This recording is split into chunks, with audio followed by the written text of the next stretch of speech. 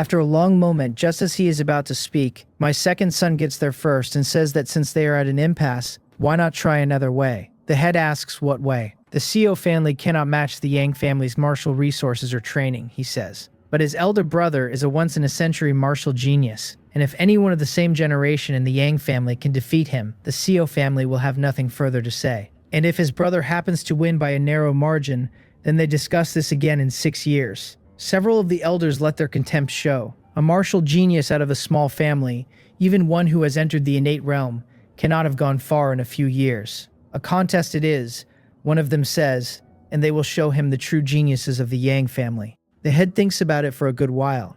He has heard that my eldest is 25 this year, and the Yang family has exactly the right man for that. Yang Saito reached the innate realm at 18 and is 25 now, and broke into the innate late stage not long ago, and is expected to stand at innate perfection by 30. His bloodline concentration is a notch below the two CO boys, and most of what he has achieved came from the Yang family concentrating resources on him. With their full support behind a child like Deokjo or Dokmoon, they could produce innate perfection at 25 or 26. He sizes my son up for a while, and then he agrees, because beyond the wager this has become a question of the Yang family's face. He says he agrees to the terms and hopes they will not regret it, glances at my second son, and tells the seventh elder to go and find Saito.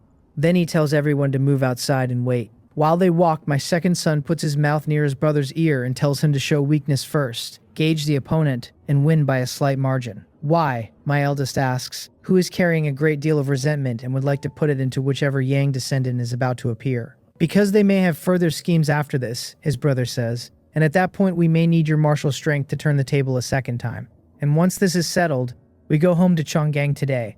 My eldest nods slightly. He trusts his brother's read of a room completely. The seventh elder returns with a young man beside him in loose ink-colored robes who walks to the head of the family with a heavy stride. He is told not to lose face for the Yang family, and says yes. Then he walks over to my son, and my second son steps tactfully aside to stand with Yang Zhou and Yang Yonghua and the rest. The two of them stand 10 feet apart with their eyes locked, and the collision of those two stares seems to make a sound. On the left, my eldest son's green robes move in the air. On the right, the black hangs heavy and still. Neither has moved his internal strength, and the pressure of them is already grinding together in the space between. Yang Saito tells him to make the first move, or he is afraid he will not survive.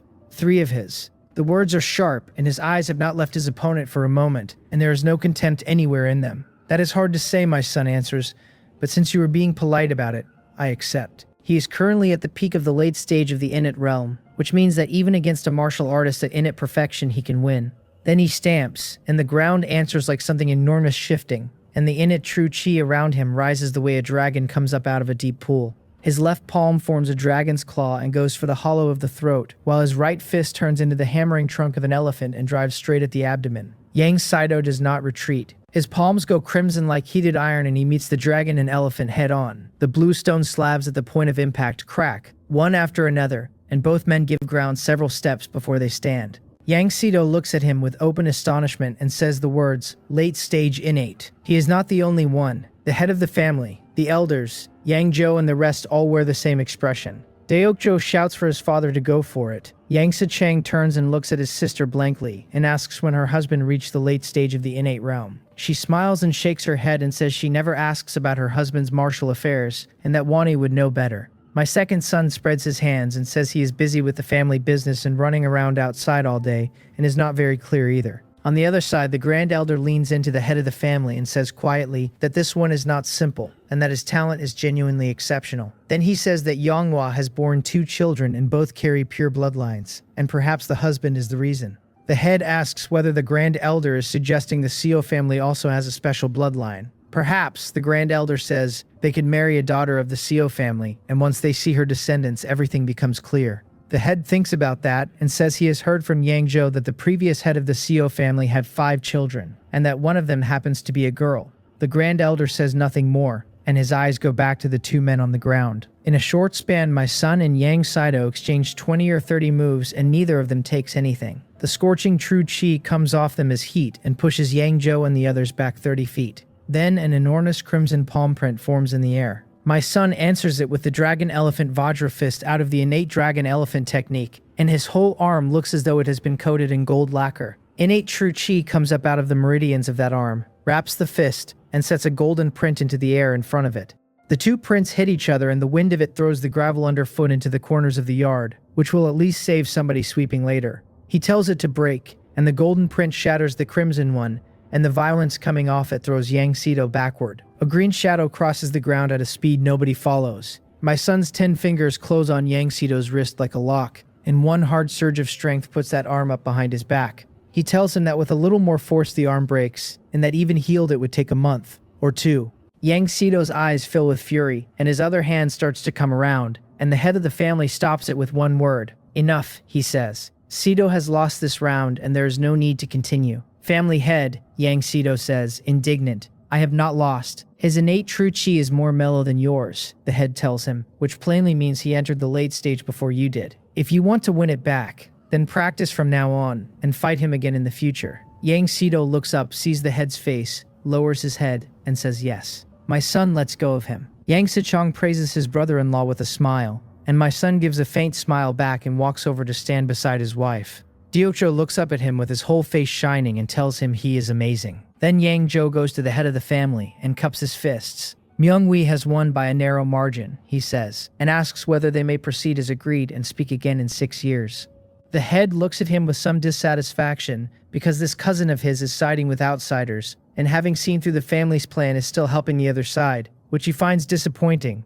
He also knows Yang Zhou would not have agreed with today's arrangement, which is exactly why nobody told him in advance, and now it has been ruined by a young man out of the Seo family. As a major clan of the county city, he reflects, they ought to display the magnanimity of a great house. His eyes go across my 2 sons, and he thinks that the Seo family is genuinely full of talent, and that his cousin's judgment was correct after all. Give them 100 years, he thinks, and there might be a thin chance of them catching the Yang family. Then he looks back at Yang Zhou and says calmly that since his cousin is interceding, so be it. Yang Zhou's face fills with relief and he cups his hands again and says he will take Myung-Wee and the others back now. Wait, the head says. Yang Zhou turns around again surprised and asks whether the head has further instructions. The head says that he had previously looked down on the Seo family somewhat, but as his cousin said, they have extraordinary potential and can be drawn in as a future helper for the Yang family. And since the head of the Seo family is standing right here, why do the 2 houses not form another marriage alliance?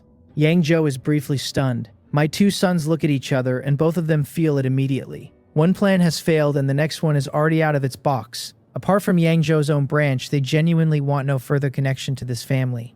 As for the 6-year agreement, it was never anything but a delay. Once they are home, even if neither of them can find an answer, both of them believe absolutely that I will. The head asks what they think of Saito. Yang Zhou says that his nephew Saito is the most outstanding of his generation and the most diligent in his training, working through the coldest winters and the hottest summers. That few in the county city can match him. Yes, the head says, he is devoted to the martial Tao, which is why he is not married.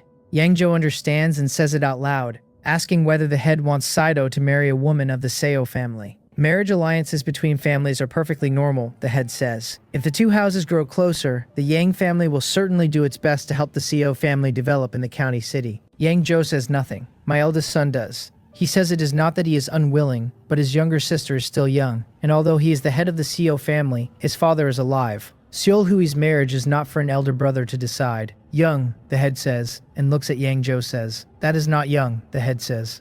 She is old enough to marry. My second son cups his hands and says the head should understand that his elder brother is genuinely not making excuses. On today's performance, he says, even in the county city there would be countless daughters of noble houses willing to marry brother Saito. But the marriages of all 5 of their siblings are decided by their father, and his elder brother simply does not hold that authority. Is that truly so? The head asks. Family head, Yang Zhou says, I am willing to testify to it. My old friend Cheon genuinely has the final say in that house. And besides, the command of parents and the words of matchmakers are the order of things, and only when the parents have died does an eldest brother decide. Seeing them make excuse after excuse, the head grows dissatisfied and says then let it be 1 year, when she turns 16, since most daughters of noble families marry at that age. And my second son says that his younger sister was raised in the countryside and has been mischievous since she could walk. That he is afraid it will take 6 years for her heart nature to mature enough to be a match for brother Saito, and he hopes the head of the Yang family will forgive them. Yang Zhou turns and looks at him with astonishment and confusion sitting openly on his face. Another 6-year agreement. Are you genuinely not afraid of enraging my cousin? He does not dare look at his cousin's face at that moment, because he expects it to be the color of charcoal. Marriage is a matter of mutual consent. my second son continues, apparently blind to the way the head's expression is darkening. Even if his elder brother and he were to agree to a forced marriage, their father would never allow it. Knowing their father's temperament, he says, he would sooner let his daughter end her own life than grant somebody's wish against her will. Then he offers the other hand. If the head of the Yang family agrees to wait 6 years before discussing marriage with his sister, he and his brother are confident they can persuade their father. The soft approach was not working, so he has gone hard, which in a negotiation is simply the two halves of the same tool. It is also meant to make the other man cautious. My son knows exactly what the head wants. The head does not know the first thing about what this family actually is. 6 years is a blink. For us, it is enough time to change the world. The head stays silent, looking at him, seeing that this is not a man who folds.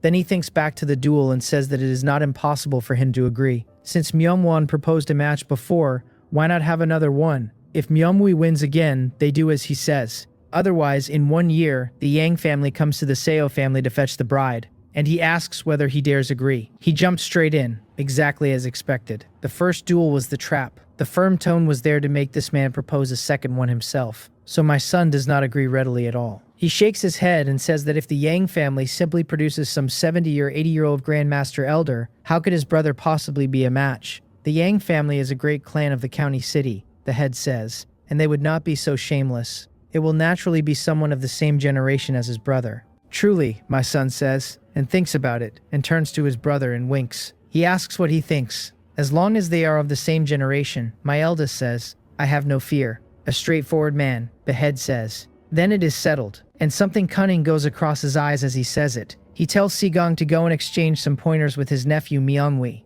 A burly middle-aged man steps out from among the elders and says with a faint smile that it is no problem. Yangzhou objects at once and says that Sigong is 17 or 18 years older than Myungwi. That is true, the head says, but the match specified the same generation and set no age limit. Then he asks Yangzhou whether Sigong is his nephew, and whether he is of the same generation as his son Su Cheng and as Myungwei. He is, Yangzhou is forced to say. Then my eldest son steps forward and raises a hand to stop his father-in-law from defending him any further. He thanks him for his concern and says to leave the rest to him, because this is the Seo family's own business and the Seo family can solve it. Cousin, the head says, your son-in-law is a great deal more sensible than you are. Then he says to begin, and everyone backs away. Yang Sigong raises a hand and condenses a palm print of crimson true chi, several times heavier than Yang Saido's. Innate perfection. As expected, my son thinks. Even the Yang family cannot simply grow young grandmasters. He takes a deep breath and looks at the crimson print and closes his fist, and the knuckles go off like a string of firecrackers. Peak late stage innate true chi and innate divine strength, all of it put into one punch. The dazzling gold pulls inward until it sits on his fist as a dark gold coating, and when the crimson palm comes at him, he throws it. There is enough momentum behind that punch to stand against 10,000 men. Break, he says. The crimson print shatters, and the force that goes through it picks the man up and puts him on the ground. Nobody in that yard has anything to say. They are all looking at my son. The head of the family says out loud that he must be at innate perfection. Late stage innate, my son says, without any particular emphasis, and then tells the head of the Yang family that he should be the winner of this battle as well. The head's face goes the color of coal, and he is on the edge of losing his temper entirely when a voice comes across the yard. It is in a divine strength indeed, the voice says. Your martial talent is extraordinary.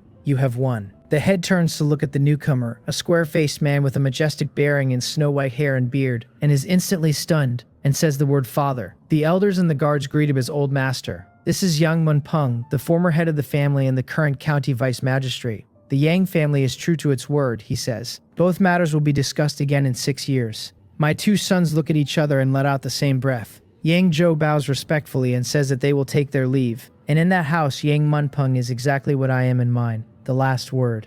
After they have gone, the old man looks his son over and tells him that his vision genuinely cannot compare with Yang Zhou's. That if he were not his own son, he would never have chosen him to inherit the seat. His son starts to say something and is sent to the study to reflect on his mistakes. The man who had been so imperious in front of my sons has no power to resist his father at all, and goes. Then he dismisses the elders, and only he and the Grand Elder are left. The Grand Elder comes forward and asks, surprised, whether Munpeng had not also agreed to cultivate the Seo family's children, as though they were direct line, and why he has changed. Third uncle, he says with a faint smile. Times have changed. Then he asks whether, in the way of great families, a house can truly endure if everything is done by trickery and plunder. How many have been exterminated root and branch a few decades later because they struck without pulling the roots up? The core of a family's growth, he says, is accumulating its own foundation first, and only then employing the arts of alliance. The Grand Elder turns that over. Then Yang Munpeng says the rest of it. In earlier years, he heard of the Seo family from Yangzhou and thought they were a small house with some potential. Today has shown him what the potential actually is. If they are to be enemies, he says, then the roots must be pulled. If there is no such plan, then it is best to draw them in. And failing that, it is best that neither side interferes with the other. The Seo family is not worthy of being an enemy of the Yang family, the Grand Elder says, with some arrogance in it. Indeed, Yang Munpeng says the Yang family has no intention of making them one, so it is best to draw them in. But then he stops and says to forget it and let it be for now, and to have Yangzhou mediate a little afterward. What the Yang family did today was, in their own eyes, ordinary housekeeping. Recruiting useful talent is what great families do, and we do it ourselves.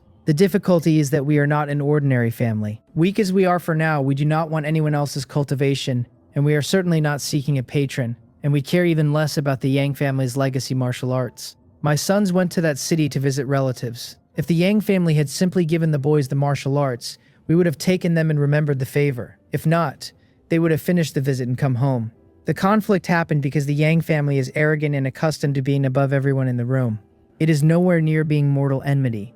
The Yang and the Song have been fighting in that city for over 100 years with deaths on both sides, and have never reached that point either. Both of them only want to suppress and weaken the other. Certainly not a small house from the remote edge of the county connected by one marriage. Pulling up roots. No family in that city would take us seriously enough to bother, except that Yang Munpeng watched my second son take a room apart with nothing but his tongue. He also watched my eldest fight the Yang family twice, and know precisely when to stop both times, and he saw something underneath it. Yangzhou has associated with them for years, he thinks, and has probably not seen a tenth of what is there, which is exactly why he came out and stopped it before the two houses soured any further. He also guesses that my people are birds who have heard a bowstring and will leave today. He immediately sends for Yang Sihui and hands him a wooden box and tells him to take it to the Seo family and to make sure it arrives before they go. His grandson takes the box and starts to ask what it is. Just go, he says. Do not ask so much. The young man bows and leaves for Yangzhou's residence. And Yang Munpeng stands there a moment longer, thinking that this great family still cannot function without him. He wonders when the Yang family will finally produce a Keelan son, and whether he ought to let Yangzhou try the seed after all. Then he puts his hands behind his back and walks slowly back to his study. My sons follow Yangzhou back to his residence and take their leave at once. He tells my eldest that this is not what he wanted, and that he knew nothing about what happened today, and there is real embarrassment on him when he says it. My son tells him to rest easy, because he is himself and the Yang family is the Yang family. Yangzhou opens his mouth to say something else and cannot find the shape of it, and stands there in a genuinely difficult position.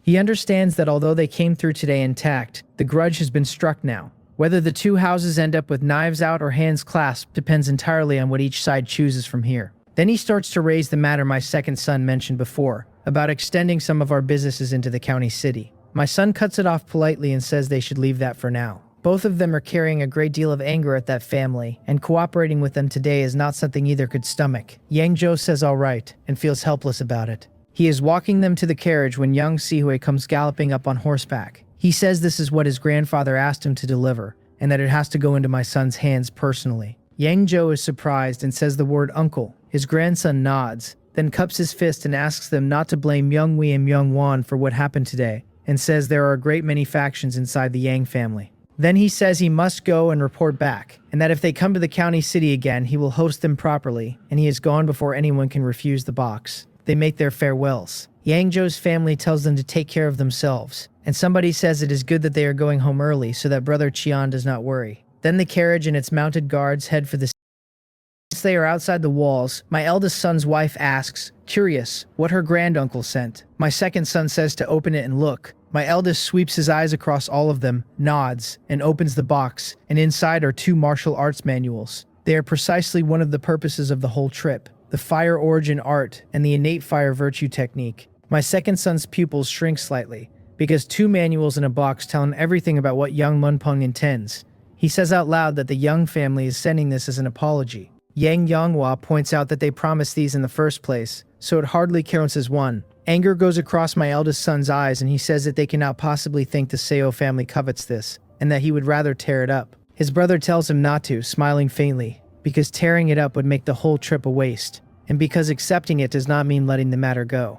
Then he adds the practical part, which is that both boys can use them. From inside the carriage, a small voice announces that he refuses to cultivate the Yang family's martial arts because they are all men his father has already beaten. He wants to learn from his father instead. My eldest laughs and rubs his head and tells him he will learn the little dragon elephant technique from him. His uncle says that the Deokjo of this house has great ambition. At home, I wake up that morning working out that it has been 7 days and Dolly and the others should be back, so I run the daily divination on it. It comes back moderate and tells me that in the late afternoon my eldest son's household and my second son will arrive home safely and that they will be carrying the Yang family's martial arts. That surprises me because I had assumed they would come back empty-handed. Something happened. Never mind, they will be here by dinner and I will have the whole of it out of them then. I sigh over it and wake my wife, who asks what is wrong and why I am sighing this early in the morning. Her eyelashes come apart like mist going off water, and she winds her arms around my waist and puts her cheek into my shoulder. Her hair comes down over both of us like a black river. I tell her that her husband is only lamenting how hard it is for a noble house to survive, and that lasting 10 generations or 100 or 1,000 is a difficult thing. She laughs the sleep off and asks whether I am worrying over nothing, since anything past 5 generations is already outside what people like us can think about. Life lasts 100 years, she says, and descendants have their own fortune and all we can do is pile up an estate and set down good clan rules for the ones who come after. Perhaps I tell her, and I let it go rather than argue. 100 years of life. What I am aiming at is 1,000 generations and a house that does not end. In the late afternoon, the carriage comes up to the gate with 3 guards on either side, and I have been standing there a while. My second son gets down first, sees me waiting, and asks in confusion whether that is his father. Then Deokjo comes down and runs straight into me and says that they are back and that Deokjo missed his grandfather terribly. A few days away and the boy's mouth has turned sweet. I tell young Manhwa that it has been a tiring road and she should take the boys back to rest. She says yes, father, and takes Deokjo by the hand while Deokmun clings to her and refuses to be handed to a maid. Then I tell my 2 sons to come to the study with me. In Munsum Courtyard, I sit down and tell them to explain what happened in the county city. The 2 of them look at each other. My eldest blinks at his brother, and my second son starts to recount it slowly. It takes a while. When he finishes, my eldest puts the wooden box in front of me and says that inside are the Yang family's inherited martial arts, sent by the old master. I tap my fingers on the desk and look at the pair of them. One of them carries a martial presence that stops rooms and the other could talk a coin out of a stone. And in front of me, they sit like 2 enormous children. I ask my eldest to give his view first on how this family should treat the Yang family from here. He thinks and says the trip taught him what it means for the bigger fist to be the truth of a situation, and that this family has always repaid what it has given in kind. Then he says his brother was right, that courtesy is courtesy, and grievance is grievance. That if the Yang family really comes for someone in 6 years, he will make sure they do not go home. It seems you are full of resentment, I tell him, and turn to my second son. He says our position with the Yang family today resembles our old position with the Co estate. I ask why, since the O family and the rest ought to be the same. He shakes his head and separates them. The O family and the others moved on us because we touched the interests of their martial halls. Against them, we had an eldest son who reached in it before his 20th year, and Guil Pyong of the Dragon Elephant Hall behind us. In wealth and foundation and force, we were not especially afraid. The old Co estate was different. When I was young, they were the richest household in Dongseo, and what they wanted was the green jade pears I had spent years developing, which was an attempt to take our interests outright. And when they turned it into a purchase instead, he says they were probably weighing my standing in the village against their own reputation. The Yang family is the same shape, he says. They want the descendants of this house with good martial talent, and they want Sohohu married in. Because they care about their own feathers, they dress it as cultivation and alliance, and underneath it is simply strengthening their own foundation. Back then, we could not shake the Seo estate. Today, we can do nothing to the Yang family, so again we endure and grow quietly. Then he gets to the actual answer. Well, water does not intrude on river water. When we have the strength, we can take their face off them, but we should not forge a blood grudge. And more to the point, there is no need to. I let the corner of my mouth go up and tell him he has been guessing his father's thoughts. My eldest looks genuinely astonished and asks whether that is really my idea. I nod. He wants to know why, because the Yang family bullied us badly that day. So I tell my second son to explain it to his elder brother, and that if his brother still cannot see it, he should step down as head of this family. My second son lays it out. The Yang family is arrogant simply because they have never once had us in their eyes. He asks his brother whether he cares when he steps on an ant by accident. Over the years, he points out, the 5 great families of Chonggang have put an unknown number of ordinary commoners in the ground without noticing. As for recruiting talent, We do it too, he says. The difference is that we recruit ordinary commoners, while the Yang family tried to take people directly out of our house. They assumed we would behave like those commoners and be grateful, and they misjudged the pride and the potential of this family. Any top house in a county town would have been falling over itself to send more people and arrange more marriages. The Yang family pressed, and the Seo family refused, he says. That is the whole of it. To them we may have resentment, and it does not amount to a deep grudge. One side dies or both do. Then he explains the box. When the head of the Yang family sent the legacy martial arts, he first read it as an apology and a gesture, and then read it again. It demonstrates an attitude. That man has taken an accurate measure of this family's potential. Even if we are no match today, we have the hope of standing level with them later. And he asks his brother what it looks like when a family like the Yang genuinely decides somebody is an enemy. My eldest surfaces like a man coming out of water. They would stop caring about their feathers or their reputation entirely, he says slowly, and spend everything on tearing this family out by the root. Which is why my second son says, alongside the goodwill, the head of the Yang family was also showing his teeth. Good terms if possible. If not, then neither house interferes with the other. I tell them that a man does not become the head of a great family by being mediocre, and that my eldest has a very long road still to walk. Then I tell them the part neither of them has considered. Our family is not an ordinary family. However high the Yang family estimates us, they will never guess that we have no intention of contending with them at all. The Tao of this house has always pointed straight at the immortal Tao. We only need to do our own work, and in time the Yang family and the Sang family and all the rest of them will arrive at our feet on their own. My eldest lets out a long breath and shame comes up on his face. He says he has failed my teaching and that the seed should go to his brother instead. My second son waves both hands and refuses flatly, saying he already holds the family business and has to cultivate on top of it, and has no room to carry the head's duties as well. Stay where you are, I tell my eldest. You are not stupid, you are under-tempered. Then I put a hand on his shoulder and tell him to think more from now on and not let his feelings steer him. As head of this family, he is not only himself. Behind him are his siblings, his wife and children, and thousands of people who eat because of this house. One wrong decision can bring the whole thing down. As for the question of who holds the seat, we can discuss that once he has raised a successor worth handing it to. He nods hard and says Dolly will not be that impulsive again. I watch him think it through, and I watch the moment where he imagines a feud between the two houses ending with this clan overturned and this family finished. I watch the cold go up his spine and out of the top of his head. If it ever came to that, dying 100 times would not settle the account, and exterminating the Yang family afterward would not undo it. This can serve as a wake-up call for both of you, I tell them, and I remind them that our martial foundation is still this family's first priority at present. My eldest says he understands, and then he tells me something I did not expect. Originally, once he brought the innate 5 elements creation art to perfection, he intended to cross into the immortal Tao exactly as I did. This trip has changed his mind about what strength is worth. He wants to cultivate the Grandmaster chapter of the innate dragon elephant technique first, and wait until Grandmaster perfection before he crosses over. Immortal and martial running side by side, he says. He wants to be the strongest man of his own rank. My pupils tighten at that. I think about it for a while, and I look up at him, and find nothing soft in his eyes at all. I nod and tell him that in that case his father will research a Grandmaster cuisine as fast as he can, to put a hand under him.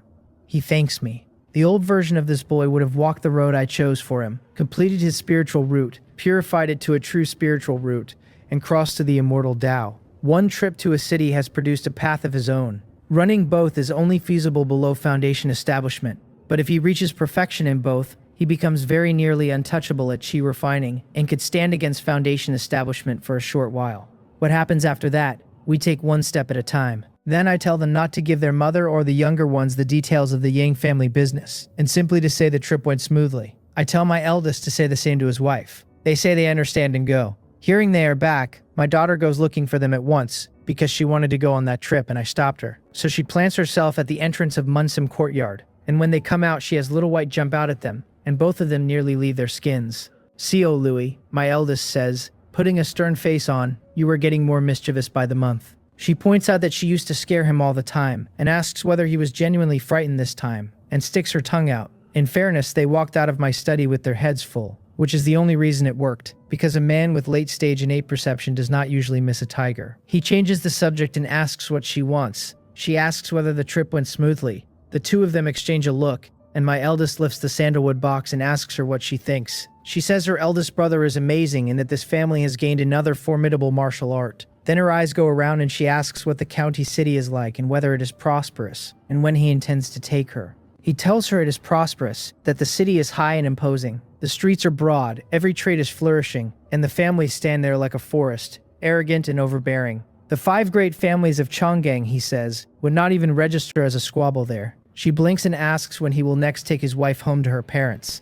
Even if we go, he says, we're not taking you. Get father's consent first. She complains that he always uses father to press her, and starts to sulk, so my second son changes the subject fast and remarks that Little White's eyes are getting more human all the time. She pats the tiger and says that of course they are, since he is a demon beast now and his spiritual intelligence has grown a great deal. That stops both of them where they stand. Then she tells Little White to greet his eldest brother and his second brother, and the tiger obliges, and neither of them understands a syllable of it. She apologizes to the tiger for the fact that her brothers cannot understand him, which does not improve the situation. Both of them are amused and offended at once, and both of them feel a good deal of the county city come off their shoulders. Home really is better. They stare at the animal. The animal looks back with gold pupils sweeping sideways like blades, and a certain amount of pride in it. Its tail curls and uncurls across the bluest stone until it strikes 2 or 3 sparks off it. My eldest asks how the tiger suddenly became a demon beast, and why they did not know. She says father said the fewer people who know the better. He asks whether that includes him and his brother. She says of course not, but neither of them asked, and points out that she and Unno are up at Biocan Pond with father nearly all day,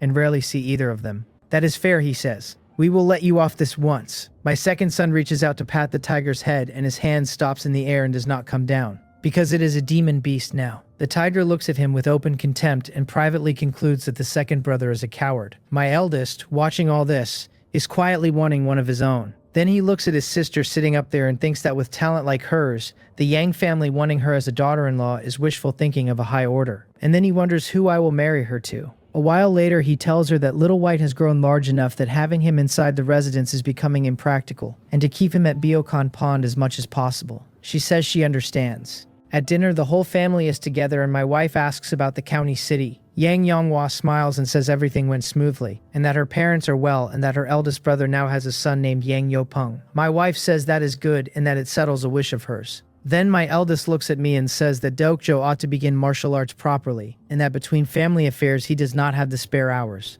He asks me to take the boy to Biokan Pond and keep him beside me the way I keep Seolhui and Uno. I nod and look at my grandson and ask how he would feel about coming up the mountain with his grandfather every day. The boy nods like a chick going at rice and says Deokjo is willing. The next morning, the east is going white and the light is still thin, and the far mountains look like dark green pigment with gold coming into the edges of them. My daughter takes Deokjo up on the tiger's back and rides for Biokan Pond with Uno. There are hundreds of acres of medicinal field up here now, and the black iron fruit trees have gone thick. The wind comes through, and the chimes under the eaves of the bamboo house make that clean sound that goes straight through a person. Deokjo turns his head and says the air up here seems fresher than at the foot of the mountain. His aunt tells him that is because his grandfather planted a great many rare herbs and they gather the power of heaven and earth a little. He says so that is how it is, and that his grandfather is truly amazing. I am already here. She lifts him down off the tiger, and the two of them come over to greet me. Little White walks himself under the black iron fruit tree and lies down, which has become a habit. I tell Seolhui to concentrate on her own martial arts, and let Uno teach the boy when he has time, and she says yes. Father. She would have liked the pleasure of teaching, and she knows her progress is behind her younger brothers, and rather than fall further back, she simply trains harder. Then I tell Unno to lay the foundation first, and once the boy is over the threshold of martial arts, to let him cultivate on his own, and guide him when there is time. That the rest of the road he has to walk and understand himself. Then I ask Deokjo whether he understood what his grandfather just said, and I am aware that I am gentler with this one than I ought to be. He tells me not to keep treating him like a child, because he is not a child anymore. All three of us laugh. To me, not only is he a child, so are Seolhui and Uno, so I ask him what he understood. Then, he says his fifth uncle will bring him over the threshold, and what realm he reaches after that depends on how hard he works.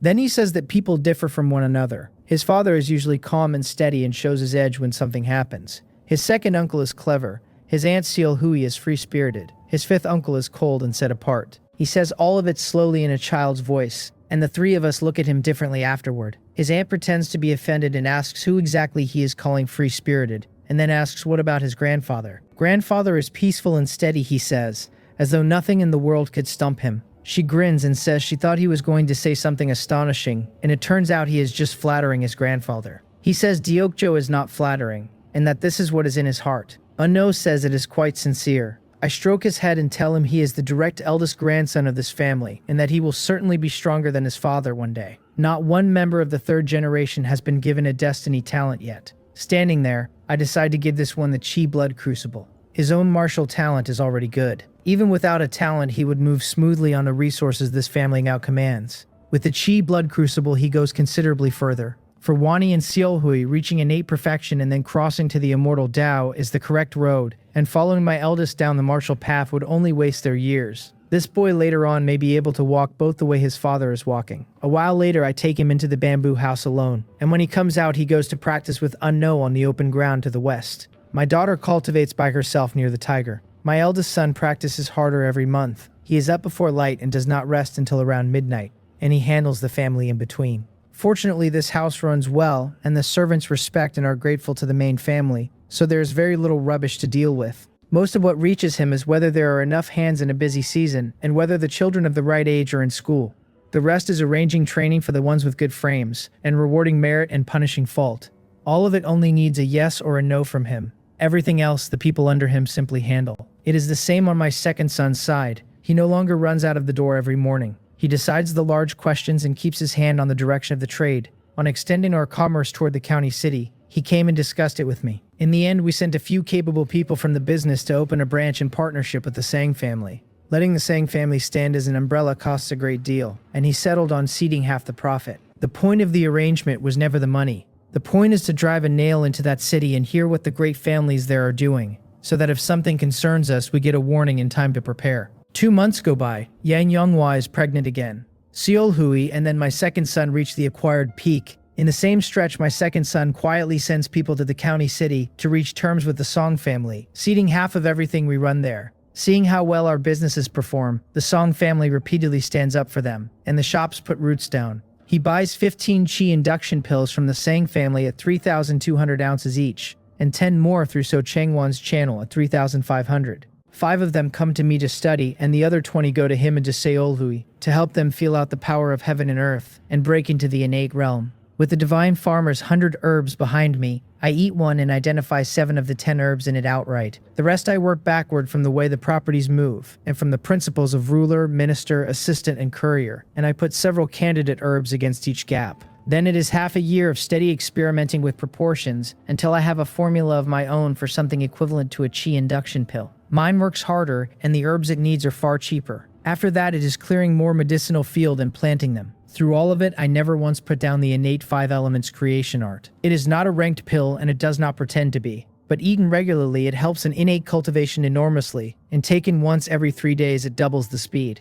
Even the great families of the county city cannot be that extravagant, because a formula without a competent refiner behind it is still ruinous. For us, a pill costs a few dozen ounces. The improved formula dropped the herb cost from over 1,000 ounces to 400 or 500. My own refining is good enough to pull 7 or 8 pills out of a furnace. We can therefore supply the innate martial artists of this family in quantity. We also sell a small number of them inside our own sphere, to the noble houses and the wealthy clans of the county towns, at 4,000 ounces each. The money comes in like weather. By the year end, Sacrifice, my eldest, breaks through to innate perfection, brings the technique to major achievement, and completes his defective spiritual route. Like me, he keeps grinding, intending to raise it to a true spiritual root. 2 months after that, my daughter breaks into the innate realm. A month after her, my second son does the same. With that many Chi induction pills behind them, neither of them disappointed anybody. Under this family spending, dozens of the guard force become first-class martial artists, and 7 or 8 reach the acquired peak, and every one of them is loyal to this house without reservation.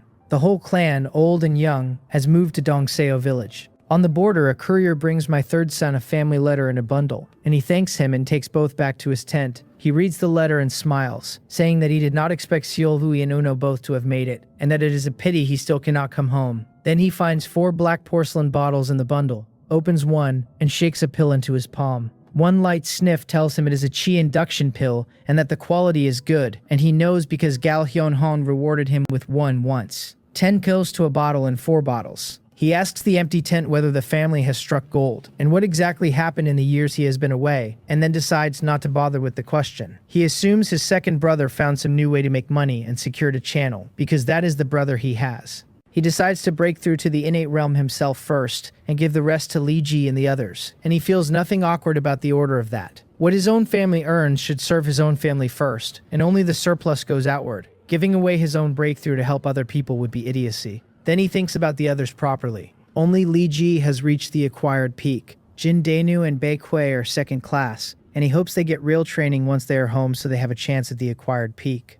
He puts the bundle away and goes out to walk the mining area. Since becoming Gal Heonhong's personal guard, his life has been considerably easier, with no more leaving early and coming back at dusk with the mining soldiers, and regular patrols are the whole of the duty, which leaves him time to cultivate. Over the last half year, several more pieces of profound iron essence mother have come out of other mining areas, and he has a feeling the day he goes home is not far off. At Byokan Pond, I am cultivating one day when something changes in my body without warning. It feels as though my soul has been given a direction. Everything goes light. I am sitting alone in the hut when the 5 elements start moving in me and a warm current comes up from the base of my spine to the crown of my head. My spiritual terrace clears completely, and my mind is drawn along by something like the heavenly Tao itself, floating toward a vastness I have no name for. The whole of it is profound past describing. My spiritual root has been purified. I open my eyes with joy going through me like weather. While the state is still on me, I tell Unno immediately that I am going into seclusion, and to guard the door and let nobody interrupt. He asks whether Father is crossing to the Tao of immortality. I nod and tell him again to let nobody disturb me, and he says Unno understands. Then I run the secret method out of the innate 5 elements creation art, and begin converting my innate true chi into magic power. My daughter and my 2 eldest sons take the news extremely seriously, and want to stand as protectors for me,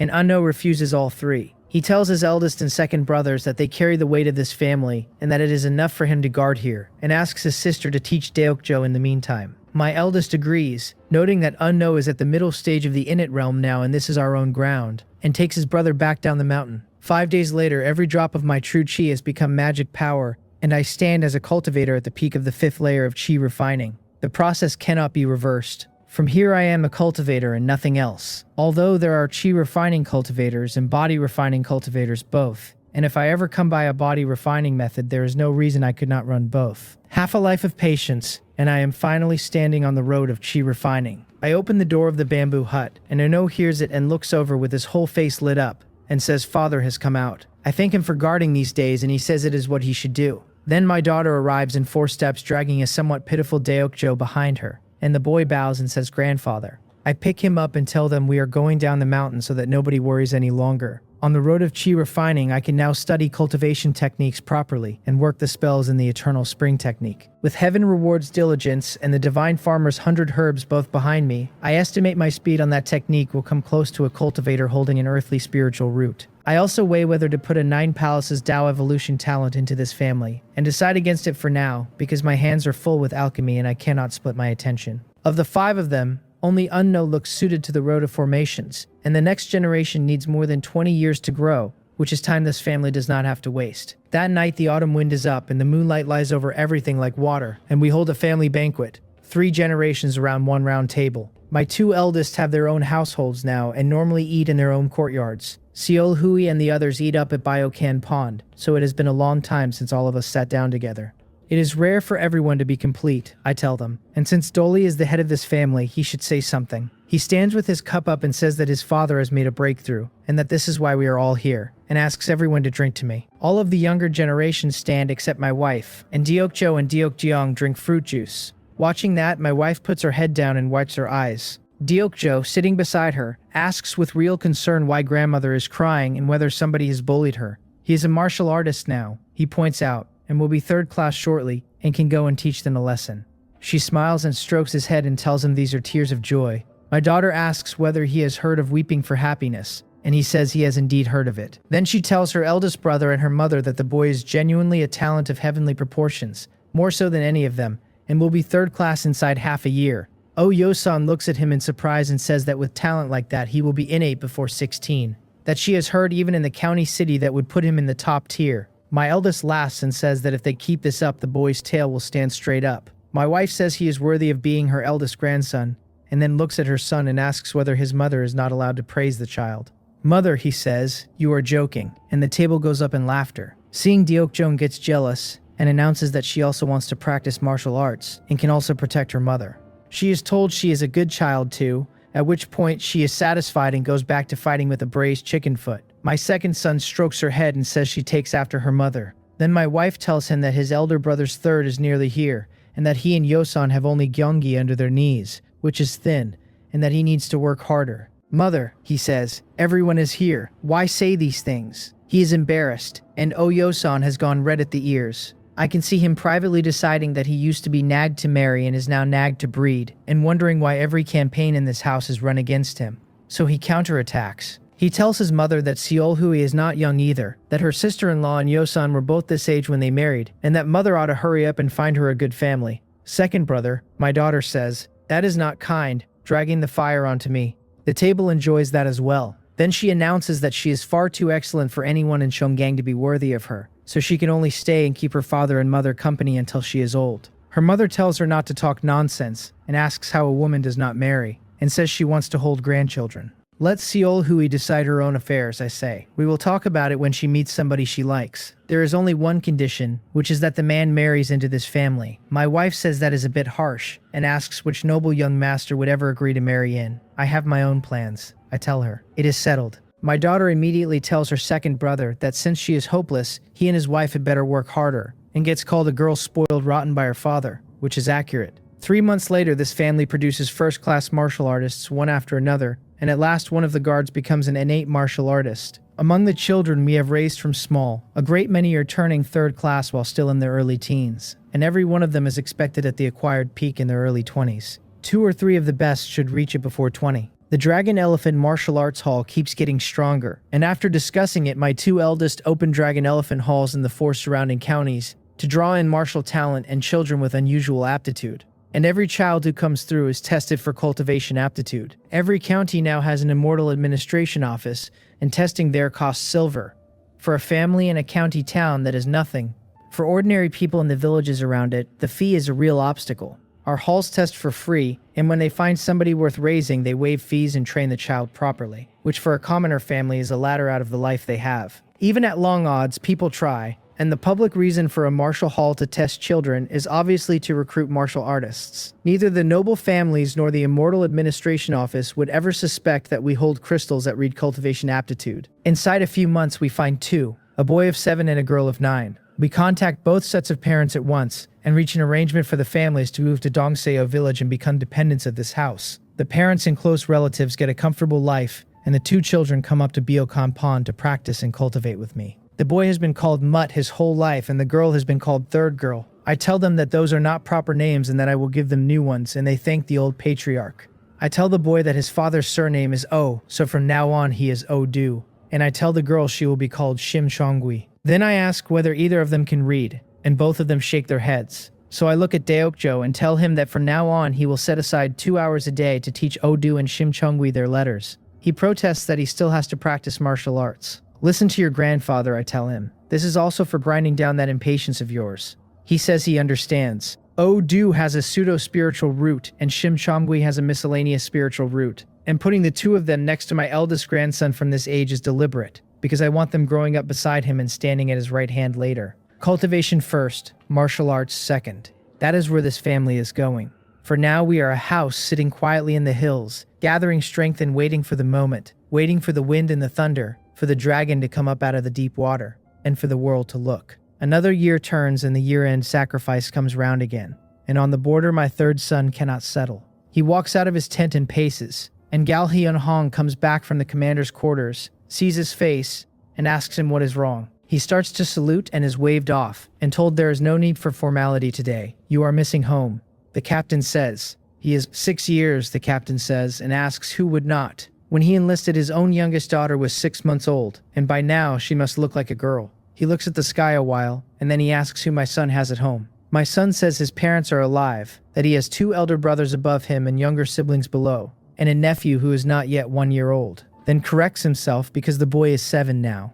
That is not many people, the captain says, surprised because with strength at the acquired peak he had assumed my son was the child of a major house in Wolho County. My son smiles and says that on the effort of his father and his elder brothers, the Seo family is barely a small noble house in the county. He is keeping his head down exactly as instructed, and he does not mention that he is already innate. Reaching the acquired peak in your early 20s, the captain says, is above average even among the children of the great families in the county capital.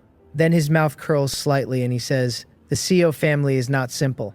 For a county house to produce that, he says, beyond the boy's own aptitude and persistence, they would have to pour the strength of an entire clan into him. A county cannot compete with a capital on martial resources. My son looks at that expression and privately finds it funny, because the man believes he has seen the whole picture. I am not going to tell you, he thinks, that I have an elder brother who was innate before 20, and that my family eats chi induction pills like sweets. Then the captain says that is enough talking for today, and gets up to go back to his tent. A few steps on, he lowers his voice and says that by the 3rd month of late spring next year at the latest, my son will be going home in glory. My son starts to say his name, and the captain makes a small sound and a gesture, and my son shuts his mouth. Inside his chest, something is coming apart. The wanting is so strong it is almost physical, and what he would like to do is shout at the sky that he is going home. He does not, because it would only hurt himself and the man who told him. He simply does not sleep at all that night. At home, it is the day of the year-end sacrifice and the whole family is together for the reunion dinner, and Yang Yanghua is holding a baby not yet 2 months old. A girl. When she was born, my eldest very nearly lost his composure entirely. Whether that is a habit he learned from me, or simply because this family has produced so few women, the entire house dotes on her. He named her Seo Diokryong for boldness and decision, a name with the north wind and the sound of the watch drum and cold light on iron armor somewhere inside it. Her full-month feast was half a month ago, and I followed the custom and took blood for the genealogy. Seo Diokryong, 3rd generation of the Seo family, age 1. Complete 5 elements, true spiritual root aptitude, talent, red eagle spirit eye, a fire attribute innate spirit eye that breaks illusions and condenses spirit light.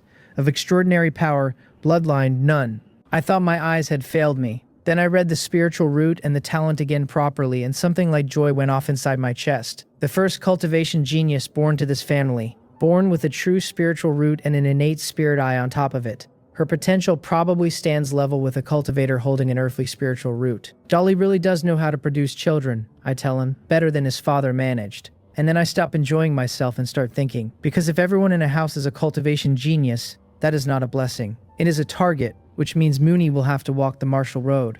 3 geniuses in a row. I know it for a coincidence. Nobody outside would believe it for a second, so I need Dolly to have 2 more. I call him to the study and give him instructions. He hears that his daughter root with an innate spirit eye rare in the cultivation world, and is as shaken as I was. Little Riongi certainly goes to cultivation at 6, I tell him. But 3 of your offspring in a row being geniuses is fine now and leaves a danger under this family later. Then I put a hand on his shoulder and tell him he had better have 2 more. That those 2 can take the martial road alongside Mooney while Deokjo and Riongi take the cultivation road. And the shape of it looks natural. Father, he says, children are not something a man simply produces on request. Your father believes in your strength, I tell him, and watch his mouth do something complicated. He is 26, and going by the frequency with which he and his wife are in the same room, I am not worried. It is only that one of these is a breeding plan handed down by his father, and the other is the ordinary nature of a man. The 2 do not sit the same way in the mind. In the middle of the 1st month, unwilling to hand the Great Y a mine of profound iron essence stone for nothing, the Great Riang throws everything at it. The scale of it is not what the opening year was, and the casualties are still enormous. Soldiers against soldiers, officers against officers. Because my 3rd son keeps his strength banked, he is surrounded by a dozen men several times over, and gets clear each time. Then he comes across Gao Haian Hong, who has traded wounds with an enemy captain, and is now hemmed in by a dozen martial artists at the acquired peak. My son goes straight in. The flood dragon's roar, carried on in it true chi, comes out of him like thunder, and pushes them off for a moment. They do not give up, because a captain's head is worth a 2nd-class merit. Spears and sabers and swords come at the pair of them from every angle. Go, the captain tells him quickly. He knows perfectly well that a dozen acquired peak martial artists is not something my son can hold. My son tells them all to get lost and does not move an inch. He swings, and pine green innate true chi comes off the blade in a ring and puts every man around them on the ground. Somebody shouts that it is innate true chi and that he has reached the innate realm. Then my son grabs the captain and leaves fast, because on a battlefield an early-stage innate martial artist has enough strength to protect himself and not a great deal more. One decision the captain made years ago, to pick an unknown boy as a squad leader, has just bought the man his life. Since the strength is exposed anyway, my son stops pretending for the rest of the battle and takes a large number of acquired stage heads, which totals up to a 2nd-class merit. He does not go near the innate ones, since captains are late-stage innate or better and only a fool hunts those. Crushing the weak is simply better business. When the fighting ends, the Great White Army announces the war over, and once merits are tallied, the conscripts may go home. The whole border becomes noise, and the cheering runs for 1,000 miles. At the tally office of the 4th Division, they ask his name. Then the man reads the ledger, and looks up and says, "Not bad at all. 1 first class and 1 second class merit at his age." He looks my son over with open favor, and asks whether he is interested in joining the Great Y military properly, since the treatment would be excellent. My son says he has not been home in 6 years, and misses it so badly he would rather have wings, and declines. The man sighs and waves it off and hands the certificate across. A second-class merit, he explains, buys a post as a county vice magistrate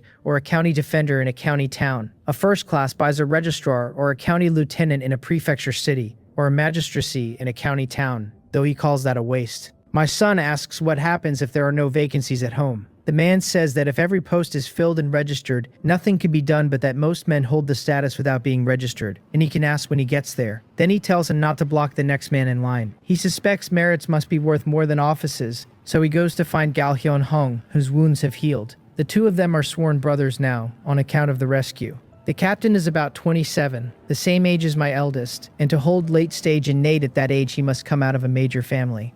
He asks whether merits can only be exchanged for posts. Usually an office is the best value, the captain says, but a family holding a great deal of land, tens of thousands of acres, might spend a second-class merit on permanent tax exemption for its fields and forests. Past a certain size, only a first class will cover it. Tax exemption is also good, my son thinks. Then the captain tells him to weigh it himself, and says that after they part they will not see each other for a long time. That if he ever has the leisure, he should come to the Gal family in Gwangyong Prefecture, which borders Wolho County and is not far. My son says he will keep it in mind and cups his hands. He waits at the entrance of the 4th Division for the rest of our people to gather. 20 or 30 went to that war. 7 come back. Li Ji, Jin Daenu, and Bei Kuei are all among them. Li Ji earned a second-class merit, Jin Daenu and Bei Kuei 4th class, and the others 5th class, which is the bottom rung. Li Ji and Jin Daenu ride up and call him third young master. Bei Kuei and the rest arrive behind them, and somebody says, "Let us all go home," and the 7 of them start riding. The divination that morning comes up auspicious and tells me that my third son will arrive home in the late afternoon carrying a first-class merit and a second-class merit. I read it twice. Most days the family fortune is neutral, and an auspicious reading with my third son inside it leaves me sitting still for a moment. Then I start smiling. Good boy. I told him to keep a low profile, and I did not expect this particular interpretation of the instruction. It does not matter. He is coming home. I send for my second son at once and announce a grand banquet for that evening, and I invite the Jin and Bacon Lee families as well. My wife is baffled and asks whether there is some great happy event tonight. I tell her I will keep it a secret and give her a surprise. She says a surprise, and privately notes that it is not her birthday, and then says she will look forward to it. My 2 eldest are also confused. My second son works partway there out loud, saying that a family banquet needs no Jin family or Lee family. Then his pupils shrink and joy comes into his face, and he asks whether Dandu could be coming home. It is possible, my eldest says. Surprise goes across his eyes, and very little else shows, because he has been learning to keep his face still, and his authority as head of this house grows plainer by the month. Then my second son argues himself out of it, and says it is impossible. The border is 10,000 miles away, and there is no way father could know their brother arrives today and would land in time for a banquet. That if it were true, it would be foresight. If father were an ordinary man, my eldest says, how would he have brought this family this far in 20-odd years? And then he says something that would embarrass me if I had heard it. The 2 of us run this family now, he says, and father is still the ground under us, and without him the Seo family would hold 1/10 of what it holds. That is true, my second son admits. Then longing comes up in him too, and he says he hopes Dandu is back, that it has been 6 years and he genuinely misses that boy, who is 21 now. And when he gets back, he adds, mother will have somebody else to nag. My eldest turns and looks at him with an expression that says he had expected something about brotherhood and received this instead. In the late afternoon, the sun goes down like blood across the western sky. On the gray-blue official road, 7 riders come up in their own dust, still in iron armor, with their scabbards knocking against the twilight as the horses move. The banquet is laid in the main hall. I say that it is about time and to follow me to the gate, and a crowd of confused people comes out with me. Before long, there is shouting on the road. My daughter demands to know who dares be that insolent in front of the Seo family gate, and then tells Little White to give them a roar. The roar goes out of him and rolls down the road in waves, and every horse in that group loses its mind at once. My eldest has the best eyes and recognizes them at a few hundred meters, And after his own surprise, he says mildly, whether Seolhui intends to prevent her third brother from entering the house. Third brother. Everybody's face changes and then opens, and my wife's eyes fill with light and she starts crying where she stands. Big brother, my daughter complains. You should have said so earlier. Then she slaps the tiger's foreleg and demands to know what he is roaring for. Since her third brother is home, the tiger turns his head and looks at her with complete innocence, having been told approximately 9 seconds ago to roar. With the horses spooked, my third son and the others have to walk the last of it. He gets down and says, "Father, mother, big brother, why are you all standing at the gate?" Because he had been planning to surprise us. My wife is already moving. She has hold of him with her eyes streaming and tells him her son is finally back. And his own voice goes when he answers her and says that Dandu is home. Li Ji and Jin Daenu and Baekhui see their own parents in the crowd and go to pay respects. Then all of them salute my eldest and me and call us family head and old family head. There's no need for that, my eldest tells them. Coming back from a battlefield is a merit in itself. A banquet is already laid and they will eat here because this family does not mistreat men who have done its service. Come inside, all of you, I tell them. The food is getting cold. At the table, everyone wants to know about the border, and the questions come from every direction. And my third son and Li Ji describe it briefly, and the table goes quiet in places. Then it comes out that my son holds a first class and a second class merit, and that Li Ji holds a second class as well, and the quiet turns into noise. Father, he says, a merit of second class or better can be exchanged for official status, or for a registry, or for permanent tax exemption. You decide how to use them. My eldest asks, curious whether a second class merit really exempts a family from tax. A second class covers a certain size of holding, my third son says, and a first class covers a very much larger one. Then we can only use the first class, my eldest says. My second son laughs and tells his brother that he has been away a long time and his family has changed out of recognition, that our fields and forests together passed that larger line some time ago.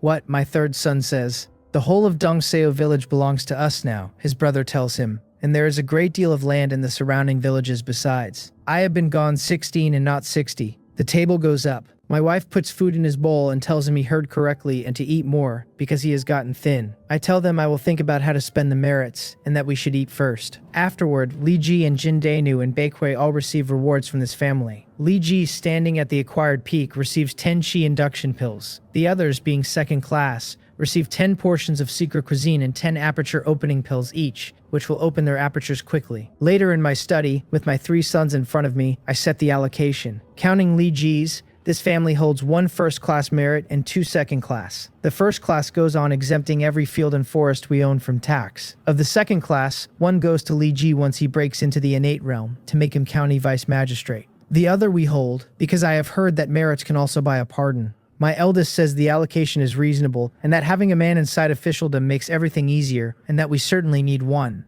The other 2 agree. Then my third son spreads his hands and says he is exhausted from the road and will go back first. Dolly, I tell my eldest, go with him, and while you are at it, pass on this family's legacy martial arts. Every member of the second generation of the direct line stands at the innate realm now, so I can start giving them things to do. Legacy martial arts, my third son says. We have those as well? His brother smiles and tells him to come along, and that he will explain in his room. He hears the whole of what has happened in 6 years, and it goes through him like weather. 3 grades of secret cuisine and aperture opening pills together can raise martial artists in bulk. His father worked out the chi induction pill and saved a fortune with it, and is now harvesting the wealth of half the noble houses and wealthy merchants of the county. And his father used what we call the family legacy martial arts to cross from the martial road to the Tao and step onto the road of immortal cultivation.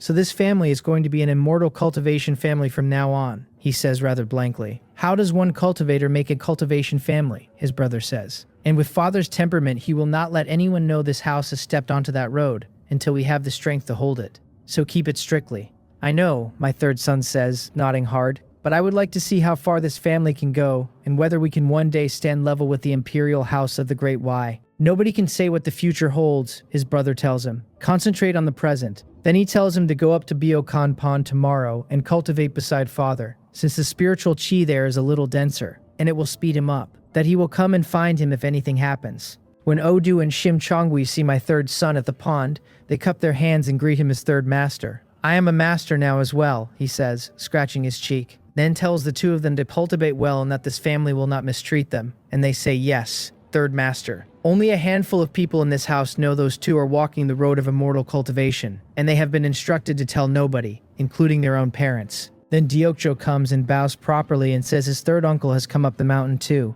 and my son rubs his head and says yes, he was sent up here by the boy's father. He asks where he is going. The boy says his grandfather told him to make time every day to teach Odu and Shimchongwi their letters. He is to keep at it until the two of them know every character in the primer and can recite and write it. Off you go then, my son says. And the boy says yes. Third uncle. He notices the spiritual chi up here himself, and puts it down partly to the quantity of rare herbs. The three of them cultivate near each other and spar often. On the thickness of true chi alone, Solhui and Uno are both above him, and in an actual fight Solhui loses to him more often than not. Against Ono he has never won once, and when he finally asks about it, he learns that his youngest brother is already at the middle stage of the innate realm. This family really is getting somewhere, he says. His eldest brother, with his talent, only reached the acquired peak at 18, and Unno is already middle stage innate, and cultivation at the innate stage is far slower than below it. His sister laughs and asks how the martial resources of the old days could possibly compare with now. With father's cuisine, she says, even mediocre disciples of this family can be piled up to innate by their mid-20s. The good ones like Deokjo will likely be innate before 16 and can hope for late stage or even perfection by 20. Then she adds that Unno is a special case, and that father says his talent only truly begins to show from the innate stage onward, and even more once he starts cultivating. Talent, my third son says. I have heard father mention it several times as well. Then he strokes the stubble that has appeared on his chin, and asks how father knows their talent, and whether all of the brothers have one. Otherwise, how would we all be this outstanding, he adds. His sister looks at him with open disgust and tells him he is shameless, and that on martial aptitude alone, in a noble house of the county city, he would rank upper middle at best. He puts on a dark face and tells her that she is getting more unruly by the year and respects her elder brother less the older she gets, and then goes for her. Under the black iron tree, the tiger glances over, yawns, decides none of it concerns him, and looks up into the branches to work out when the next crop of fruit ripens. Somewhere in the middle of that thought he starts drooling. 2 months later, Li Ji steps into the innate realm. Once he is stable, he goes to the county yamen, removes the Wang family's vice magistrate, who held the status and nothing else, and takes the post himself. With military merit behind him, his position cannot be moved by anybody. As for the Wang family wanting him assassinated, they would need to weigh whether they are capable of it, because behind Li Ji stands this family, and with the first-class merit we register with the government and take every field and forest we own off the tax rolls permanently. A month after that, Oh Yosen is found to be pregnant, and my wife is delighted and then turns around and starts on my third son, which gives him a headache of impressive proportions. She asks what kind of girl he likes, and he has no idea how to answer, and what comes into his head is the campfire on the border and a dozen soldiers shouting. When in doubt, ask father. So he does, which leaves me somewhere between laughing and despair. You are the one taking a wife, I tell him. Why are you asking me? Find one you like. Commoner or prestigious house, your father has no objection. The trouble is that I am not clear on what kind I like, he says. I ask whether he would like his father to hold a beauty contest for him. Is that allowed, he says? I hit him on the forehead and tell him to keep dreaming. Then I tell him that if he genuinely cannot decide, he should pick a family and make an alliance. If this house announces it openly, I warn him every prestigious family in the county arrives at once and his head will spin. Father, he says, stop talking, my head is already big. Then after a while he looks up and asks whether he could simply not marry. Your father could live with that, I tell him. Your mother would nag me into the grave, so for the sake of my peace, do as your mother wants. At worst, treat it as a task to be completed. That would be unfair to the girl, he says. This will not do and that will not do, I tell him. Stop bothering me. And then I laugh at my own frustration and kick him out of the room. My daughter watches all of this and cannot stop giggling, and asks how he managed to provoke a man with a temper as good as her father's. Then she tells him to explain, and that perhaps his little sister can solve his troubles. He considers that she must have a great many young lady friends, and asks, Lady friends, she says, looking at him as though he has made a joke. Third brother, do you really think the daughters of prestigious families sit and drink tea with me? Then she offers the idea that ruins several people's month. If it is really that difficult, she says, hold a talent recruitment and pick whichever one he feels something for. It seems that is the only way, he says, nodding, and at least it saves meeting them one at a time. Then he goes off to ask his mother. Watching him go, my daughter spreads her hands and sighs that as a younger sister she is quite breaking her heart over her brother's marriage. My wife thinks it is somewhat improper and in the end does what he wants and goes to speak with the families who have expressed interest in an alliance. It becomes the most entertaining news in Cheongdang County that season that the third young master of the Seo family has resorted to a talent recruitment. And because it is public, ordinary wealthy households and merchants can enter as well, which for them is a chance at the Dragon Gate. Half a month later, it is held in the county town, and a considerable number of women come who are talented and beautiful both. A good many are skilled in the zither and the board and calligraphy and painting. Some can dance with a sword and look magnificent doing it. There are daughters of prestigious families and daughters of wealthy merchant houses. A number of them arrive as close friends and leave as something more brittle, because every one of them brings out her best. And in the end, my third son chooses a woman from a small, unremarkable household. She is from the Zhang family of the county town, named Zhang Manxiong, 18 years old and quite pretty. She is the youngest daughter, she has some skill with embroidery, and that is what she came with. The Zhang family of the county town is an ordinary wealthy household and nothing more. My wife privately feels her son deserved better and can do nothing, since he likes her. My daughter goes down to watch the whole thing, and comes back to report to me, and I ask whether her third brother picked a woman from an ordinary household. She says yes, and that today's competition was tremendously lively, and that it is entirely thanks to her that her third brother's lifelong matter is settled. You, I say, and tap her on the head, coming up with a rotten idea like that. The face of this family is gone. Which prestigious house behaves this way? Father, you are overthinking it, she says, and takes my arm and starts being spoiled at me. Who in the whole of Cheongdang County dares mock this family now? They are probably hoping we hold a few more of them. Fine, I tell her. Since you helped your third brother pick a good wife, I will let you off. Father, she says, you have not even seen the woman. Is calling her good not a little hasty? After your third brother marries, I tell her, go and get a testing crystal from your eldest brother and test her. She has cultivation aptitude, my daughter says. We will know after testing, I say. Out of that many outstanding women your third brother chose one with ordinary looks and ordinary accomplishments, which means she has something else. Then I ask whether he told her he chose on intuition. That is right, she says. Then that is that, I tell her. Your third brother's intuition is quite accurate. She does not believe me and goes down the mountain to tell her brothers, who find it mysterious. My third son does not believe it either. Then this family cannot treat the Zhang family poorly. My eldest decides. He adds 20% to the betrothal list and 4 more bottles of qi and blood pills on top. And my second son says he will handle it. It is a betrothal gift large enough to marry the legitimate daughter of the first houses of Cheonggang, and the Zhang family is overwhelmed by it. 2 months later, on an auspicious day, Zhang Manxiong marries into this house. Before the wedding, my 2 eldest sons visit their brother one after the other to discuss the business of the bridal chamber. Their grounds are that he has had almost no contact with women in his life and then spent 6 years in an army camp. They are worried he will not know what to do. He is left extremely red in the face. On the night itself, she looks at him with her cheeks flushed and says quietly that this is her first time receiving such grace and asks him to be gentle. The tips of his ears go red. He takes her hands and tells her slowly to be at ease, since it is her husband's first time performing the rites of clouds and rain as well, and that they will encourage one another. She laughs out loud before she can stop herself, and then apologizes for being rude and explains that she simply found what her husband said very interesting. Is that so? He says, scratching his head, and then tells her that among the siblings at home, he considers himself the most interesting. She asks what his brothers and his sister are like. We are one family now, he says, so there is no harm in telling you. His eldest brother is majestic and solemn, and he has felt it more since coming back from the army. His second brother is smooth and sophisticated and a great talent in business.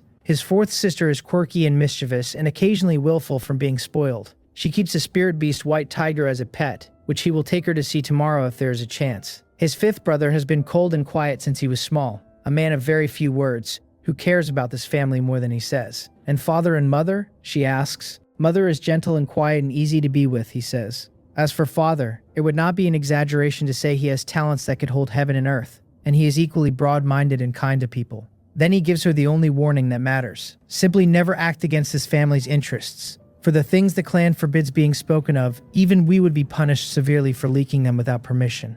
Wan Qing remembers, she says, and thanks him for the teaching, and says that since she has married into this family, she is a woman of this family and will never do anything to harm it. He says nothing for a moment, and then asks his wife how this garment comes undone. She smiles gently, and is privately pleased, because the Seo family is exactly as the rumors describe, every one of them conducting himself with integrity and never chasing flowers outside the wall.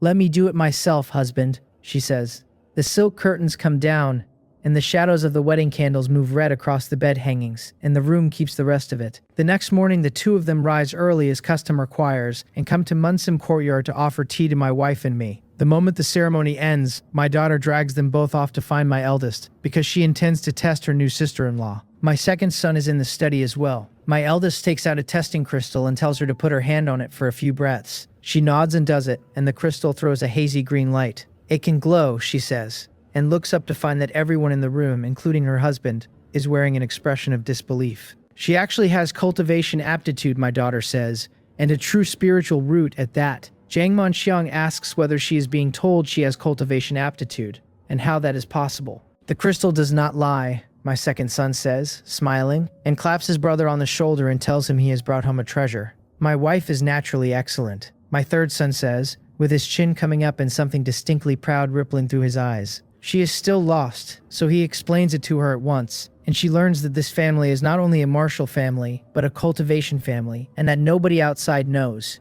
Since she has that aptitude, she has to begin cultivating, and my eldest urges her to tell nobody at all, including her own parents and brothers. So she goes up the mountain every day to cultivate beside me, and does not come back down until early evening. Being newlyweds, they make up the hours in the evenings, and 2 months later she is pregnant. This house keeps filling up, and the foundation under it thickens year on year. 3 years go by like an arrow leaving a string. After 3 years of hard cultivating, I have reached only the peak of the 7th layer of chi refining. That is with a true spiritual root, and with both heaven rewards diligence and the divine farmer's 100 herbs behind me, which is one step nearer the 9th. The peak of the 9th layer is called chi refining great perfection, and a man who reaches it can begin preparing for foundation establishment. I still need to plan ahead. I look at the bamboo house next door, which is Uno's room now. He has stepped onto the road of cultivation too, and with his talent, his catching up to me is only a question of when. It is time to find a cultivation market and see what the world looks like. So I tell my daughter to go down and call her eldest brother up.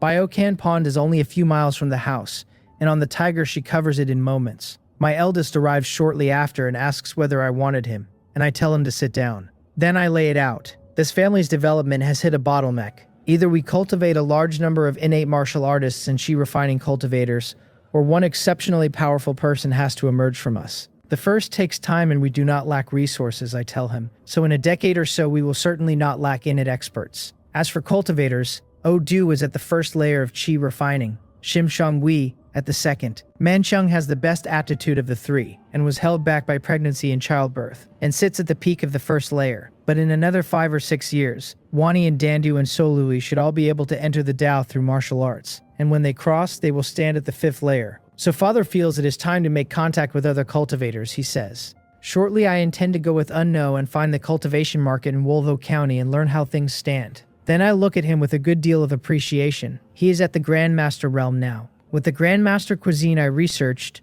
and his own talent he will reach Grandmaster perfection inside 10 years, and sooner if any opportunity turns up. His strength is enough to contend with a middle stage Grandmaster, and if he opens with archery he could kill a late stage one. With him standing over this family I can leave it. He knows exactly what I am doing, which is scouting the road ahead for this house. He cups his hands and thanks me for my hard work, and says it is his own incompetence that forces his father to travel at his age. I wave it off and tell him it is not hard work. Then I tell him something I have never told any of them. Cultivation has been my ambition since I was a boy. 10 years, 50 years, 100. It does not matter.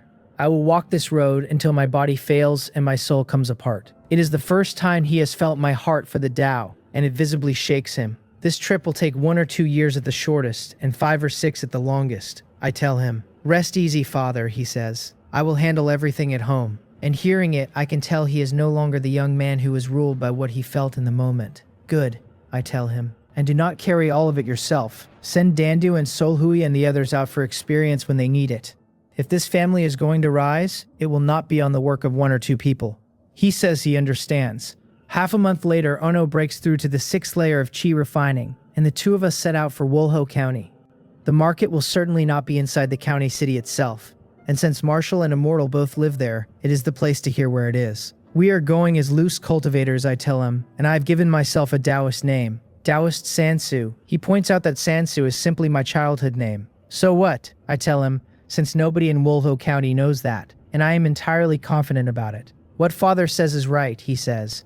Then he will travel as Taoist Unmyong. In front of others I will call him fellow Taoist Unmyong. and he cups his hands and calls me fellow Taoist Sansu, and both of us find that funnier than it is. 2 days later, we come into Wolho County City. This family has been laying things down here for nearly 5 years and has a small foundation with modest businesses in food and cloth and lodging and transport. To anyone outside, the owner behind all of it is the Song family, which is exactly why we have had peace and nothing worse than ordinary nuisance. The Guanho Residence is a reasonably famous tavern in the city, busy because the food and wine are good and the prices are fair, and it is one of ours. 2 men in Taoist robes walk into it, one green and one gray. One of them is about 40, with a short beard cut like ink under his chin, and the other is barely 20 and looks upright and elegant and green.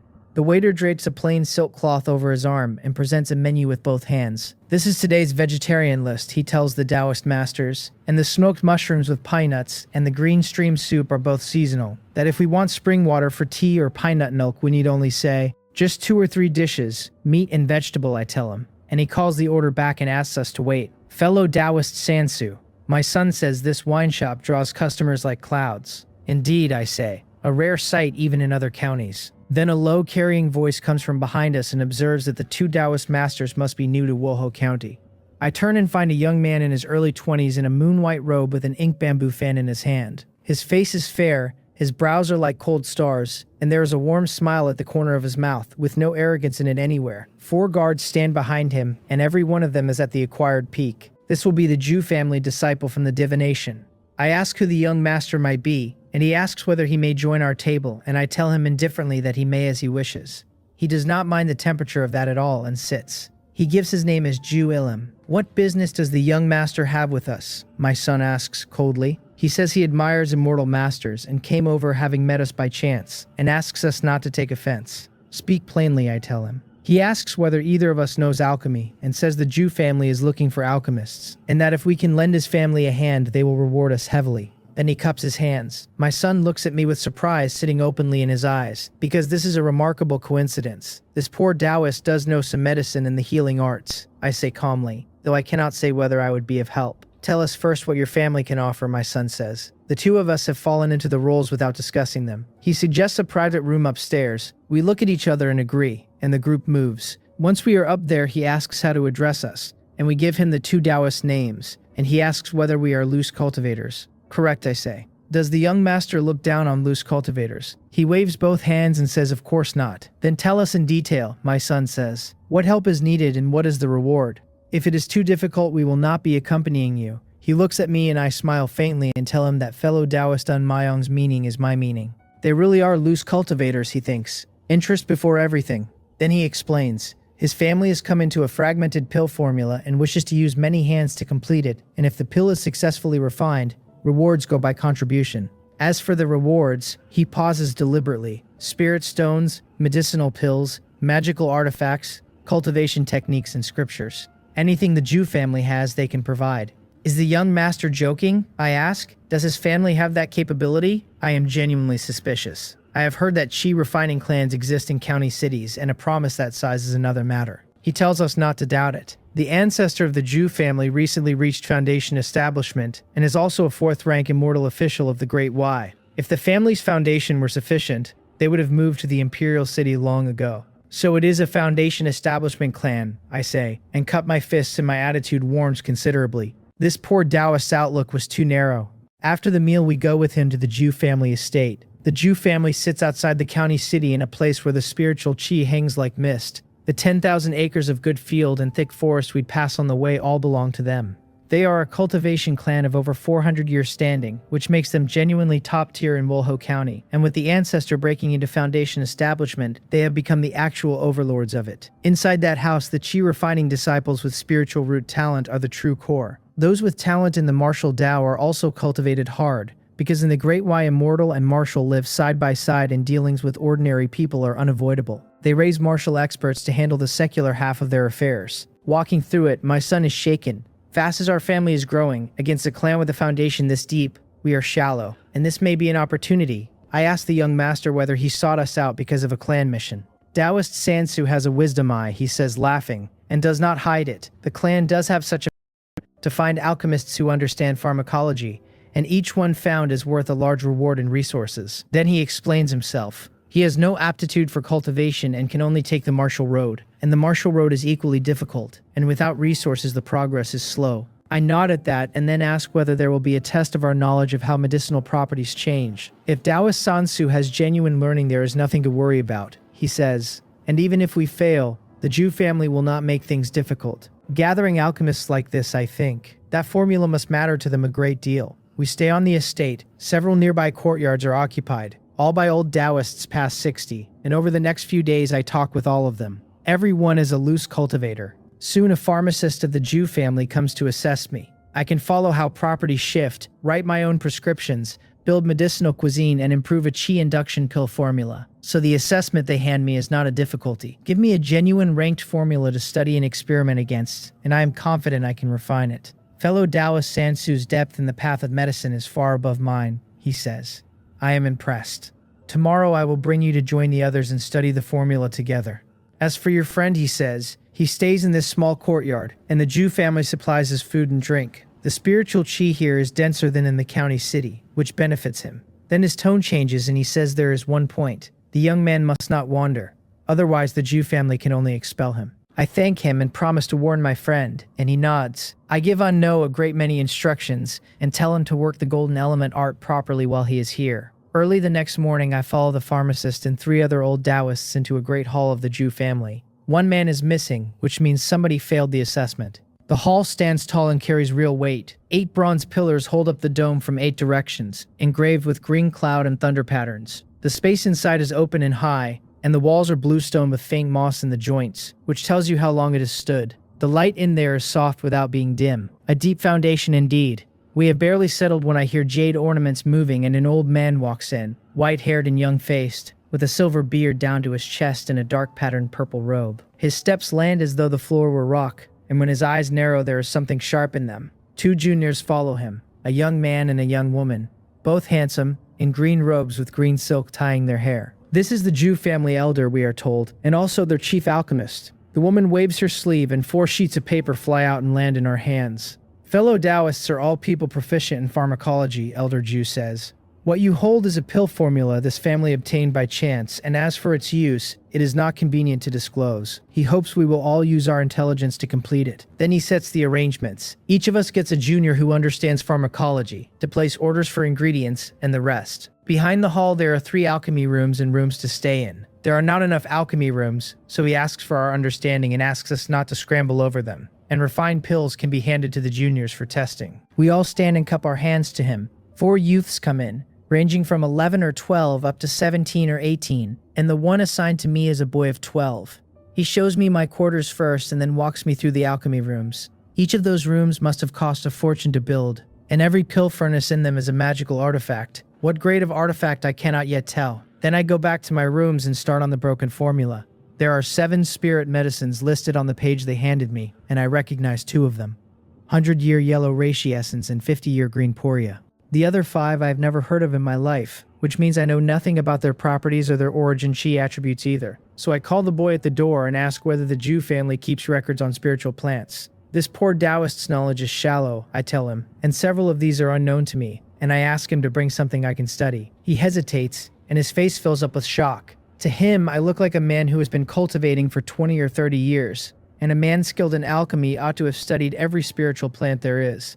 Not recognizing them is not a thing that happens. But since I passed his family's assessment, he cannot make that decision himself, so he says he will go and ask. He runs to the pharmacist who ran my test and reports that Taoist Sansu is genuinely strange. He does not recognize all the plants on the formula, the boy says, and asks whether they should lend him the records. The pharmacist is surprised too. His assessment only covered fundamentals, mostly how properties shift under heat, so he chose common herbs for it. Then he decides that this Sansu is the most proficient of the 4 who came, and tells the boy to lend him the clan's encyclopedia of spiritual plants, which is how I get, for free and inside a week, the thing I came to Wolho County intending to hunt for in a market. This trip is turning out to be an opportunity of the first order. My soul power is naturally strong, and my memory is very good, so I spend the next several days on that book without troubling myself about food or sleep. It is the collection of a foundation establishment clan, which puts it well above whatever an ordinary market stall would sell me. Half a month goes past like that. Purple origin fruit, a rank 1 spiritual fruit, mostly found in secluded valleys near water. the size of a fist, translucent purple with white flecks, mild in nature and steadying to origin chi. Thornfire vine flower, off-white at the stamen with sword-shaped angular petals. Fire attributed and explosive, which eaten raw will ignite a man's mana and let him charge a bottleneck, and which carries consequences. Then I go back to the formula and start reading it properly. If I am not mistaken, this is a formula for breaking through a cultivation bottleneck. 2 of the medicines raise mana, 2 drive through the bottleneck, and 3 stabilize the foundation, which points at a cultivator in the middle or late stage of chi refining. The thornfire vine flower and the ice grass both drive through a bottleneck, and both carry side effects. So by the principles of how properties move, there ought to be 2 more medicines here, compensating for those flaws and unifying everything, before this actually becomes a breakthrough pill. The difficulty is obvious the moment you see it.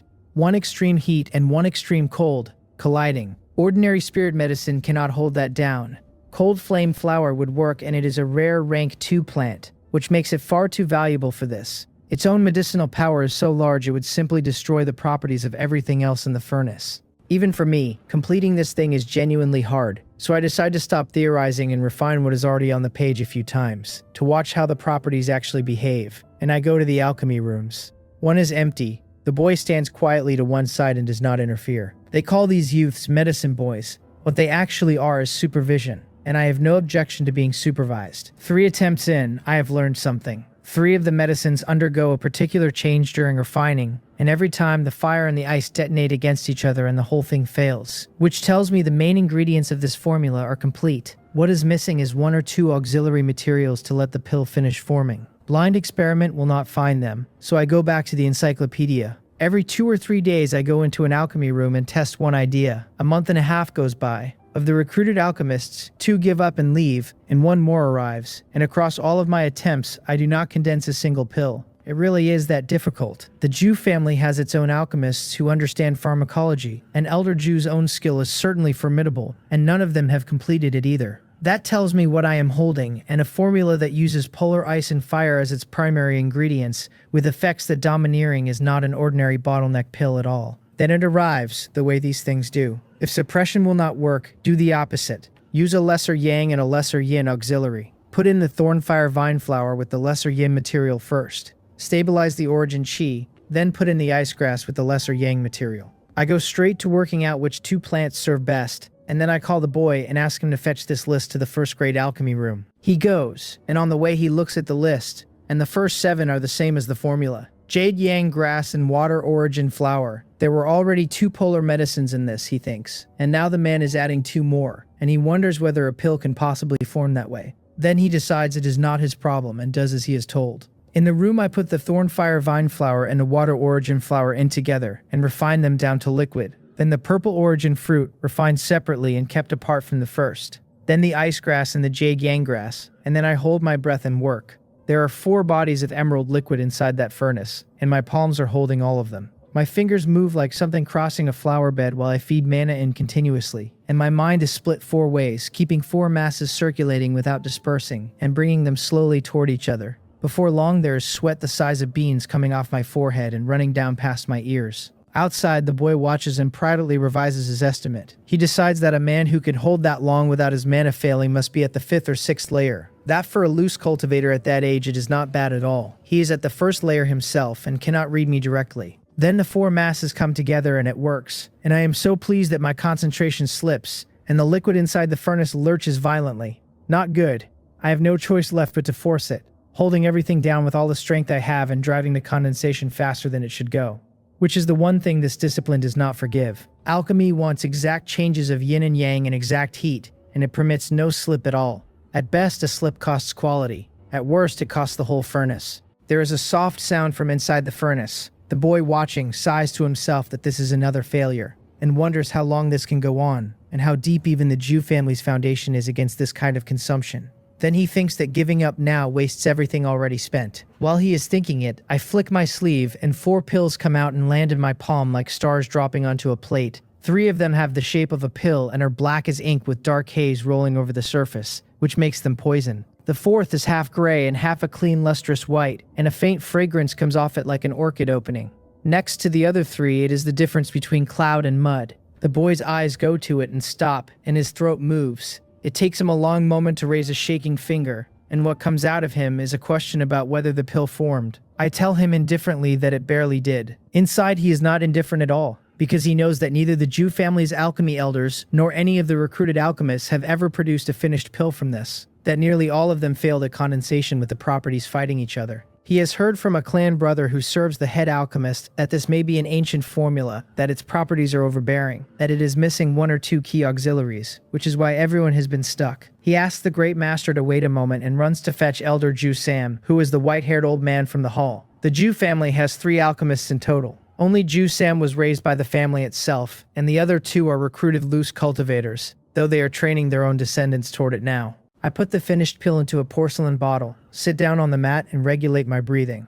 Elder Jew Sam arrives quickly and asks to see it before he is finished coming through the door. I move the bottle in front of him, and he pours the gray and white pill out into his hand and studies it closely. There is a pill fragrance on it, he says, and it is a finished pill. Then looking at the luster, he says the quality is average and it can only be called low grade. Elder Jew's understanding is profound. To see that at a glance, I tell him, this one is not easy to refine, and the slightest carelessness ends it. Perhaps magic power was insufficient and my skill unrefined, which is why I produced only one. He looks me over with his eyes narrowing, and only now works out that I stand at the 7th layer of chi refining, 1 layer below him. A loose cultivator who has come that far and understands alchemy as well. Then he decides it is not his business, because his only interest right now is the formula, and tells the boy to show him the completed version. He reads it and his brow comes together. You added jade yang grass and water origin flower, he says, and looks up baffled. The formula already had the thornfire vine flower and the ice grass, 2 medicines of fire and ice. Adding 2 more should have intensified both attributes. He asks whether I am certain these were the medicines used. The boy cups his hands and says he fetched every one of them himself, and that it was exactly these without question. Then how, Elder Joe asks, did you refine a pill out of them? The Jew family is powerful, and I know precisely what happens to a man who becomes arrogant in front of a family like that. I also know this formula is extraordinary and the pill is extraordinary, and that asking for more compensation will be accepted without argument. So I tell him that the formula is complete and a finished pill exists, that the elder should first verify what the pill actually does and whether it is what his family needs, before we discuss anything else. Then I close my eyes and go back to my breathing. He and the boy leave to go and find somebody to test it on. The completion of that formula and the existence of a finished pill are enough to bring out the head of the family and the other elders. The head holds the half-gray, half-white pill between his fingers with an expression that gives away nothing at all, and says to find a suitable person to test the effect. Then his eyes go around the room and he asks, without any warmth, whether anyone is willing. Nobody answers for a long moment. Then Elder Jew Sam steps forward and says he will do it. By the formula, he says, this is for breaking a bottleneck in the late stage of chi refining. He stands at the 8th layer, and although he is not at a bottleneck, it should still improve his magic power and can only benefit him. Then he adds the honest reason, which is that he wants to feel the pill working in his own body so that he can improve it later. The head of the family looks at him and cups his hands and says he will trouble his 3rd great uncle. He swallows it and sits down cross-legged to refine the power out of it. And 2 hours later he opens his eyes and lets out a breath and says it is indeed the breakthrough pill, that it carries 70% of the efficacy the formula describes. The room brightens all at once. A purple-robed elder asks excitedly when it can be refined in quantity. Jew Sam looks at him and sighs and says it is hard to say, and that they should talk after he has first refined a finished pill from the completed formula himself. The head of the family hears whatever is under that and tells the elders not to hinder his 3rd great uncle's research, and that if there is good news, everyone will be told. Over the next 3 days, Elder Jew Sam works from my completed formula, and either the condensation fails outright or he pulls a furnace of waste out of it. He cannot make sense of any of it. Meanwhile, I have gone back to the courtyard and closed the door. Father, my son asks, when do we leave the Jew family? I give him half a smile and ask whether he wants to leave or not. Father has seen through me, he says, and does not appear troubled by it. Then he explains, this courtyard is not in the core of the estate, and the spiritual chi in it is still twice what we have around Byokan Pond. Envious, I say. And then I tell him the truth, which is that this was accumulated by generations of the Jew ancestors across several hundred years, and that in this one respect our family is far behind. But catching up quickly is not impossible, I add. His curiosity comes up at once and he asks how. You will know in time, I tell him. And although your father completed their formula, this is not finished, and we will likely be here a few more days. His brows come together half an inch and the worry shows, and he starts to ask whether the Joe family might. I raise a hand and smile and tell him no, It is that this formula appears to be an ancient one, and the refining difficulty is enormous. Even at the peak of the 7th layer, I did not dare relax for a breath of it. And there is a specific order to the process. Their head alchemist, working only from a written formula, is not going to produce a finished pill in a few days, which your father intends to use to ask for more. Father, he says, are you not afraid? Your father knows what he is doing in this. I tell him, and he does not press. He knows who I am. I built this family out of nothing, and my grasp of what people are is the sharpest thing about me. In the first alchemy room, there is a muffled sound from the furnace, and then black smoke rolling out of it. Another failure. Elder Jew Sam's brows lock like distant mountains under thin mist, with no direction visible in them. Then something occurs to him, and he turns to the boy and asks whether there was anything unusual when fellow Taoist Sansu refined the finished pill. The boy thinks back carefully and says there did not seem to be anything different, and then asks whether sweating more than usual counts. It was harder than any previous attempt, the elder says. I suppose so, the boy says. The old man stares at him and cannot even work out how to scold him, because a first-layer cultivator with a shallow grasp of alchemy could not possibly have seen the mysteries in that process. A man needs at least the 4th layer, after divine thought is born, to observe properly and to control objects with it. At the 7th layer, he thinks, and one furnace exhausted him that badly. There is something inside this. He is confident that with the formula in hand, he will eventually understand it and produce a finished breakthrough pill.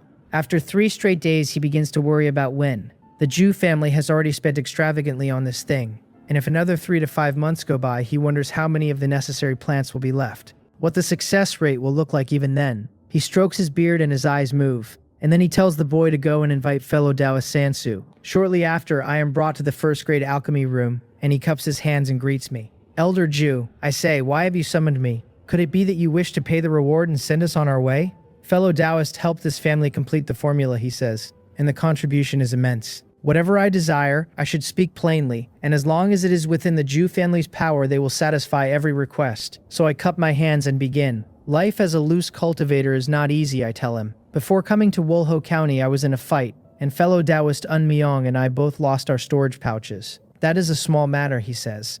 Furthermore, I ask, does the noble house hold any records on the Tao of formations? I once owed fellow Taoist Un Myong a favor and told him I would find relevant records to repay it. Fellow Taoist Sansu is a man of honor, he says, and his family will do their utmost. One last thing, I say. The two of us wish to stay in the Wolho County cultivation market a while, and I wonder whether he could gift us 50 spirit stones and tell us where the market is. A cultivation market. He thinks for a moment, strokes his beard and smiles and says it is not difficult, and that the Jew family has property in the Wolho market itself. That once the business here is concluded, he will send somebody to escort us there. I thank him, and he tells the boy to go and fetch what I have asked for. Once the boy is gone, there are only the 2 of us in that room. By the way, fellow Taoist Sansu, he says, stroking the long beard under his chin, and his eyes narrow and his tone turns genuinely earnest. On the refining of the pill in that formula, he says, he has a few doubts still sitting in him. He wishes to ask for guidance, and wonders whether I would be willing to instruct him. I would not dare call it instruction, I tell him. It is only discussion between us. I do not permit myself a hint of arrogance, because everything he agreed to a minute ago was laid down to pave the way for this question.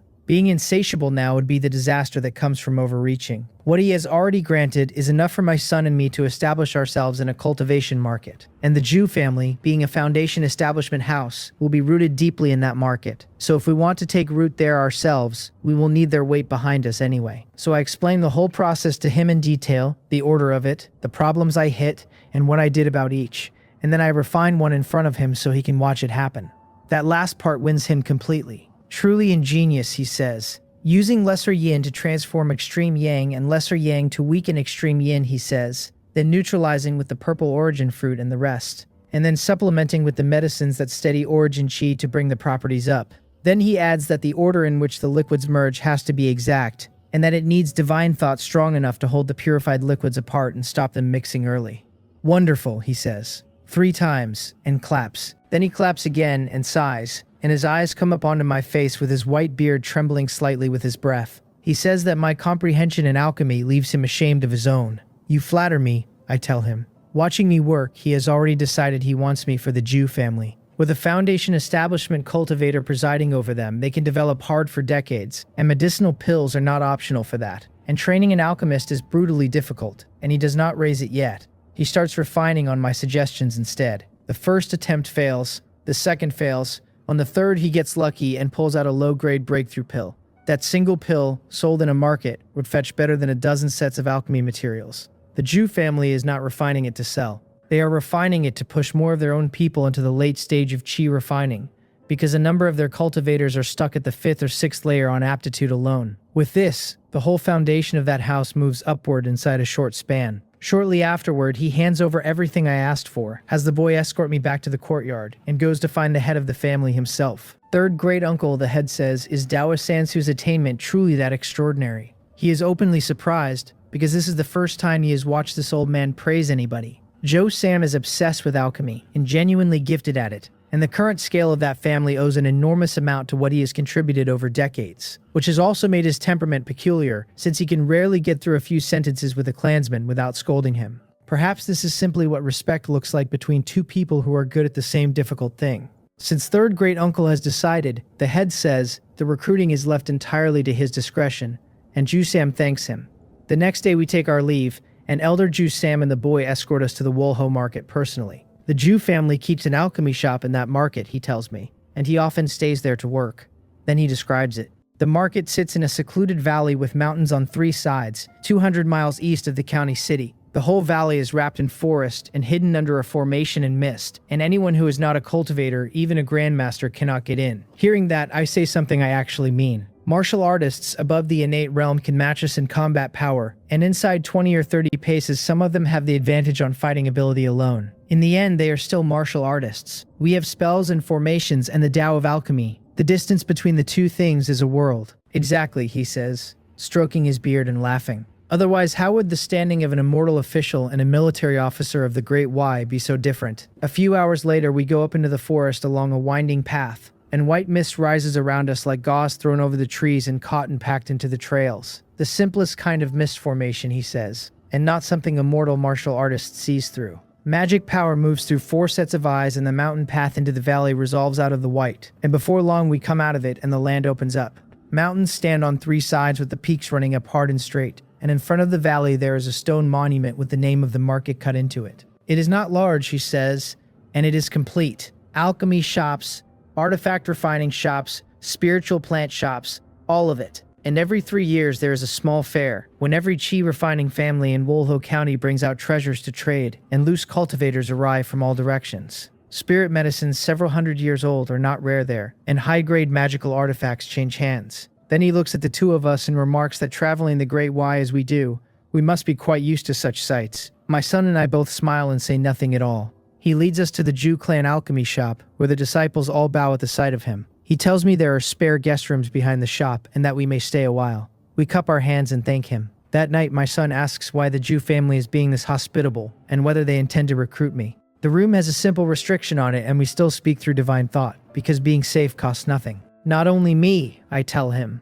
I asked for formation records on your behalf, so they have concluded you are skilled in the Tao of formations and probably want you too. It is enough that I agree, I tell him. Do not get involved. Concentrate on cultivating and on formations, and with your talent it will not be long before you have something. Then I tell him what to work on first. Give him what this family actually needs. Research the chi induction and spirit gathering formations. I do not spell out why, and he does not need it spelled out. A spirit gathering formation is for the medicinal fields, and after that it is for the cultivation of everybody in this family who comes after us. He thinks for a while and then asks whether I truly believe he has a talent for formations. You cannot fathom the mysteries in it, I tell him. Simply trust me. He nods and goes back to his own room, closes the door, activates the restriction, and starts on the introduction to the Tao of formations, and on Hyunjin's detailed explanation of formations. The first covers the fundamentals, what the Tao of formations is, how a formation is laid, and the difference between a restriction and a formation. The second turns out to be the collected insight of a formation master of the Great Y called Taoist Hyunjin. He records that he cultivated for 100 years with insufficient natural talent, and gave his whole life instead to investigating formations. He traveled in all 4 directions, sheltered under a great clan setting formations for them, and later served as an immortal official chasing success and reputation. After 100 years, he came to a sudden understanding, retired into the mountains, and left his records for whoever came after. There is not a great deal in it. Mostly insights into types of formation and criticism of rare grand formations, and at the very end, several formations he researched and improved himself. Among them is the Spirit Gathering formation, and beside it the Cloud and Mist Grand formation, the Water Fire Flood Dragon Grand Formation, and the Earth and Defense Grand Formation. Father really is capable, my son thinks. The introduction may be common. The second book is certainly precious, and is very likely a formation classic the Jew family keeps, and if this were not about winning Father over, it would never have come out of their vault. Then he asks himself, again, whether he really has a talent for this. Then he shakes it off and starts reading properly. Most formations use talismans or formation patterns or natural spiritual objects as a medium to build channels through which spiritual chi flows, so that energy can be gathered or transformed or sealed. There are illusion formations, killing formations, trapping formations, defensive formations, and auxiliary formations. The spirit gathering formation in that book is auxiliary. The cloud and mist is illusion, and the water fire flood dragon is a killing formation. That is the floor of the subject. The high-level work is composite. Killing hidden inside illusion, or trapping and killing is one thing. And a man with real attainment can lay a high-level formation while still in chi refining, though every one of those men is a genius of formations without exception. The Tao of formations leans on natural talent and comprehension even harder than alchemy does. Which is exactly why the Jew family, with foundations that deep, has produced an alchemy great master and never once produced a formation master. He has doubts, and he also believes his father does not say things without reason, so he puts everything he has into it. That night, Elder Jew Sam comes to find me. Elder Jew, I say, a visit at this hour must mean something important. He looks kind and benevolent and chuckles and says that first he came to ask how I am resting, and second, he wanted to ask what my arrangements are for the future. Arrangements, I say, and think about it. Nothing beyond returning to my old profession, gathering spiritual plants, refining pills, providing for my own cultivation, and trading whatever pills are left over for spirit stones, so that eventually I can buy a magical artifact worth having. Then I sigh and add that in the last fight every artifact I had was destroyed, and that fortunately I kept my life. Indeed, he says, and sighs deeply, and something sad moves through his eyes as he remembers whatever he remembers. A great many children of his family have died young out on the road. Fellow Taoist Sansu is quite lucky, he says, having lost only artifacts and money, and with skills like his it will not take long to earn a fortune back. How could it be that easy, I tell him? 12 years at least. Then the room goes quiet, and he remembers what he came for. Has fellow Taoist ever considered, he says, that fighting alone is far inferior to standing behind a power? The corner of my mouth goes up. Could it be that Elder Jew wishes to recruit this humble Taoist? Exactly, he says. And then he explains himself honestly. The pill in that formula is difficult, and in the Jew family only he can refine it, and his success rate is pitiful. The related spirit medicines left in the clan are few, and so this old man wishes to ask for a hand. What pill is it, I ask? The breakthrough pill, he says. Their clan's old ancestor took it from an ancient cultivator's immortal cave. It carries a late-stage chi refining cultivator through a bottleneck, and a man can take at most 3 in a lifetime. I see, I tell him. However, I need a few days to consider it, and I hope the elder will not take offense. That is only natural, he says. The Jew family is not a house of demonic cultivators, and I may stay or go as I please, and they certainly will not force me.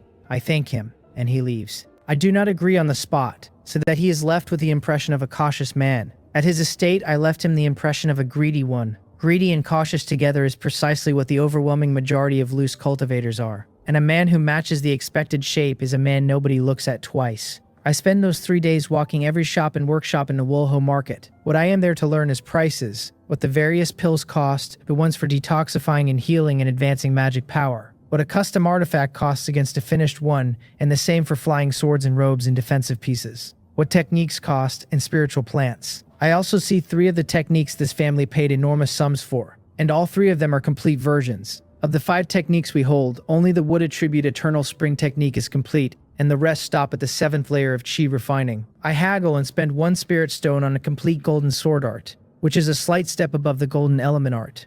A common one like the golden element art would not sell for half a spirit stone here, because nobody would want it. Every building and shop in that market stands behind either a cultivation family of Wolho County or a loose cultivator who has traded here long enough to be permanent. The people at street stalls are loose cultivators who will stay a few months and move on. Low-grade artifacts are too poor for the late stage of chi refining. A man needs at least a medium grade one, and buying a medium grade myself is a loss I cannot presently absorb. It would be very pleasant to fleece one out of the Jew family. Back at the shop, I give my son the golden sword art, and tell him to cultivate that from now on, and hand him 20 spirit stones as capital for formation materials. He puts all of it into his storage pouch, which is not even low grade and is honestly a defective piece. It runs to about 5 cubic feet, which is still enough for a few records and some stones. A proper low-grade pouch runs to several yards across, and the asking price on one is 80 spirit stones, which in a chi refining family is elder-level property. 3 days later, I go to Elder Jew Sam directly. I have considered it, I tell him, and I am willing to become a guest elder of the Jew family, with 3 conditions, and I hope he agrees, because otherwise we should forget the matter. Name them, he says. First, I come and go freely, and the Jew family does not stop me. He can see my cultivation for himself, and once I approach Foundation establishment, I will need to go out and look for the opportunity. Second, a monthly salary of 5 spirit stones, and of the pills I refine, I take 1 in every 6. Third, I currently have no artifact for self-defense, and I hope his noble clan will gift me a medium grade 1. His brows come together and he works through it. Loose cultivators value freedom, and a guest elder is a loose arrangement anyway, and every other guest elder in the clan has the same. 5 spirit stones a month is not high for an alchemist of my level. 1 in 6 is heavier, and he decides that with skills like mine the family still comes out ahead. The third is where he stops. A medium-grade artifact is genuinely precious. It is worth more than a full year of the monthly salary he has just accepted. After a short silence, he looks straight at me and says he can agree to the first 2. That for the third, if I will agree to refine for the Jew family for more than 10 years, he will request the clan allocate a medium-grade artifact to me without another word. Then can we change it to a low-grade one, I say. Then let it be so, he says, and he says it fast because he is afraid I will raise something else or walk away entirely. Fellow Taoist Sansu, he says, tomorrow I will have the clan send over the guest elder token. I thank him with my hands cupped and a smile on my face. The next day, in the early afternoon, he gathers all the shop assistants and the manager and the other 2 alchemy guest elders in the back courtyard of the rear hall. Standing beside me is fellow Taoist Sansu, he tells them, and from now on he is the new alchemy guest elder of this family. And when I am not in the market, he says, guest elder Sansu is the chief alchemist, and aside from the buying and selling of pills, everything follows his arrangements.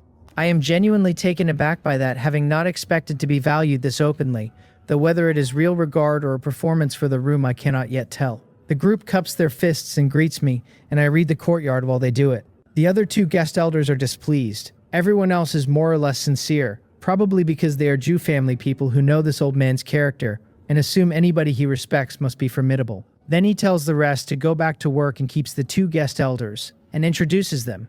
Zhang Myung, a well-proportioned man with a short beard and an unremarkable face, middle-aged.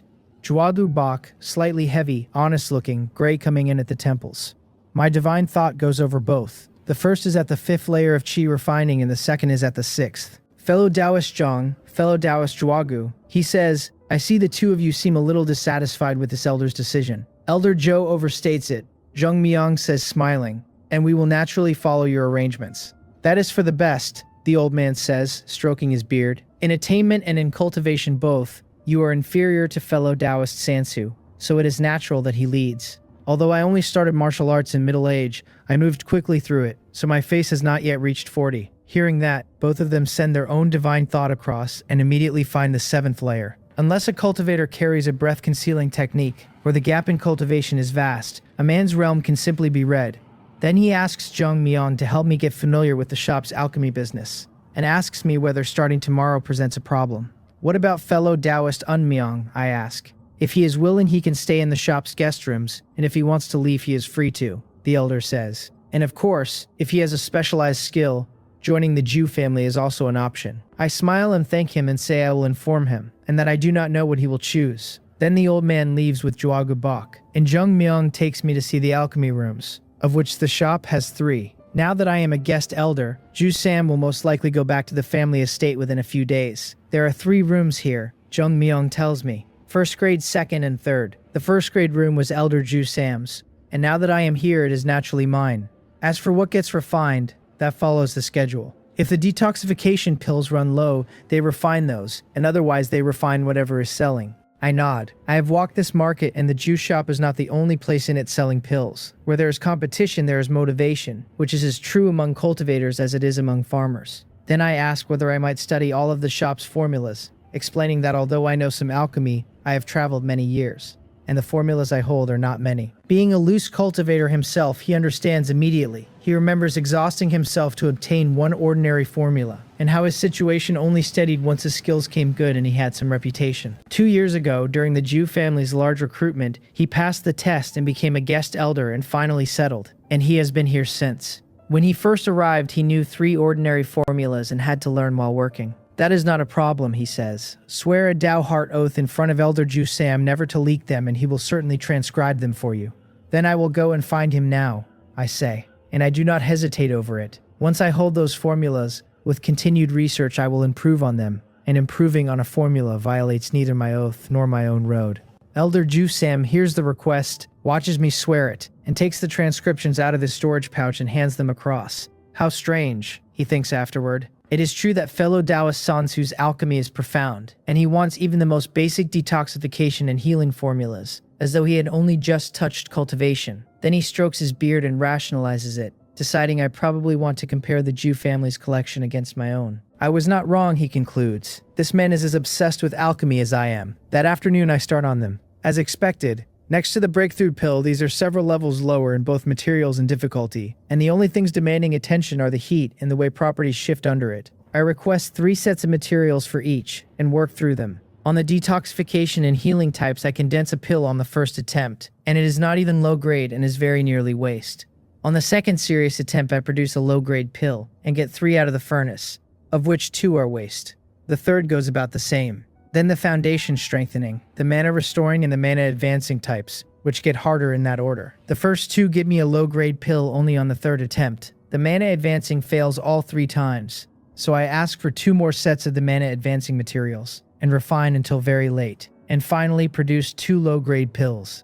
I have an agreement with this family that I take 1 in 6, so every pill I make goes into their ledger. A month goes by, 4 hours a day refining, 5 hours sitting and cultivating, and 3 hours on formulas and alchemy classics. Every single day, without a gap in it. Most of what I refine in that month is the mana restoring and the mana advancing types, and by the end of it, I am at 70% success on the first, and 50 on the second. That already passes Zheng Myong and Zhuagu Bok, who have been buried in those 2 pills for years, and leaves me 1 step behind Ju Sam, and I am not satisfied. The success rate has moved a long way, and the yield per furnace is still 3 or 4, and all of them low grade. On the road of alchemy, 9 is the limit. A single furnace can condense at most 9 pills, and 9 high-grade pills is the summit of the discipline, the sign of a man having used his materials perfectly.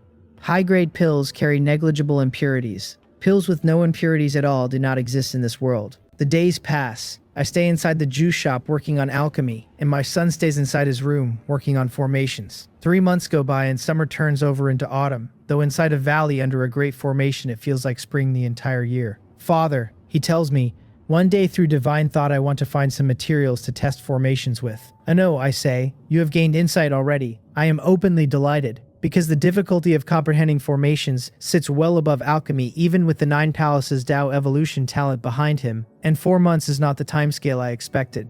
Go and find them, I tell him. If you do not have enough spirit stones, take all of mine, and the stored pills can be traded for more. He nods and goes. He has been out into the market a few times over these months. Safety there is broadly guaranteed because everyone quietly keeps the same rule, which is that nobody starts anything inside the market. Men with grievances settle them once they are outside. He buys over a dozen pieces of spiritual iron for 2 spirit stones. Against finished artifacts and pills, raw iron and plants cost almost nothing. This iron is low grade, and in the hands of somebody with real skill at artifact refining, it would still make 2 low-grade flying swords. And artifact refining is like alchemy in that nothing succeeds on demand, and a failure wastes everything already put in. What he wants it for is practicing formation patterns and building a base to lay formations on. Spirit stones would be the superior material, and they are not as hard, so a failed attempt can ruin one outright, and spirit stones are far too precious to him at present. Spiritual iron is hard, takes repeated attempts at carving, and can be reused, which makes it correct for a beginner. Then he stays in his room and practices. Like me, he spends every day on his own subject and does not let his cultivation slide for it. 1 month and then 2. The year closes and the handle of the dipper comes back around to where it started. Children scramble over the new calendar and old men count the marks of the year behind them, and it is the year-end sacrifice again. At home, in previous years, everyone gathered in the main hall for the reunion. This time nearly everyone is present, and there is less brightness in it, and a little more gray. Let the feast begin, my wife says, and everyone picks up their chopsticks. The youngest, 2, Seo Deokryu and Seo Dokang, still need their mothers to feed them and are nonetheless holding a chicken leg and a wing respectively. They stare at the table with their dark eyes shining and take a bite whenever it occurs to them, with grease up their small hands and around their mouths. Deokjo and Deokmoon and Deokjeong are well behaved and carry themselves with a bearing that is frankly unusual for their ages, and Deokryong sits quietly beside her mother. My wife looks along all of them with a smile on her, and then thinks about the two of us who are not there, and puts her chopsticks down and lets out a long breath. My eldest sees it and asks whether she is thinking about father again. This is the first time he has been away so long, she says. I feel as though he is getting further from me. Every time I wake from a dream in the middle of the night, I see his back. He is right in front of me and I can never reach him. My son sighs on the inside of himself because he knows my ambition and knows that my heart for the Tao is steadier than anything he or his brothers carry. And then he looks at the gray coming in at his mother's temples and something in his chest goes over. She never practiced martial arts and never cultivated. She is already showing her age, and in 20 or 30 years at the outside she will leave us. Mother, he says, father must be missing you somewhere too. I believe so, she says, and smiles at him properly. Your father is a man of constant affection. He is different from other people, and he also has enormous ambitions. Mother, my third son asks, why did you never practice martial arts in your early years? Why practice, she says, and I am not Yosan.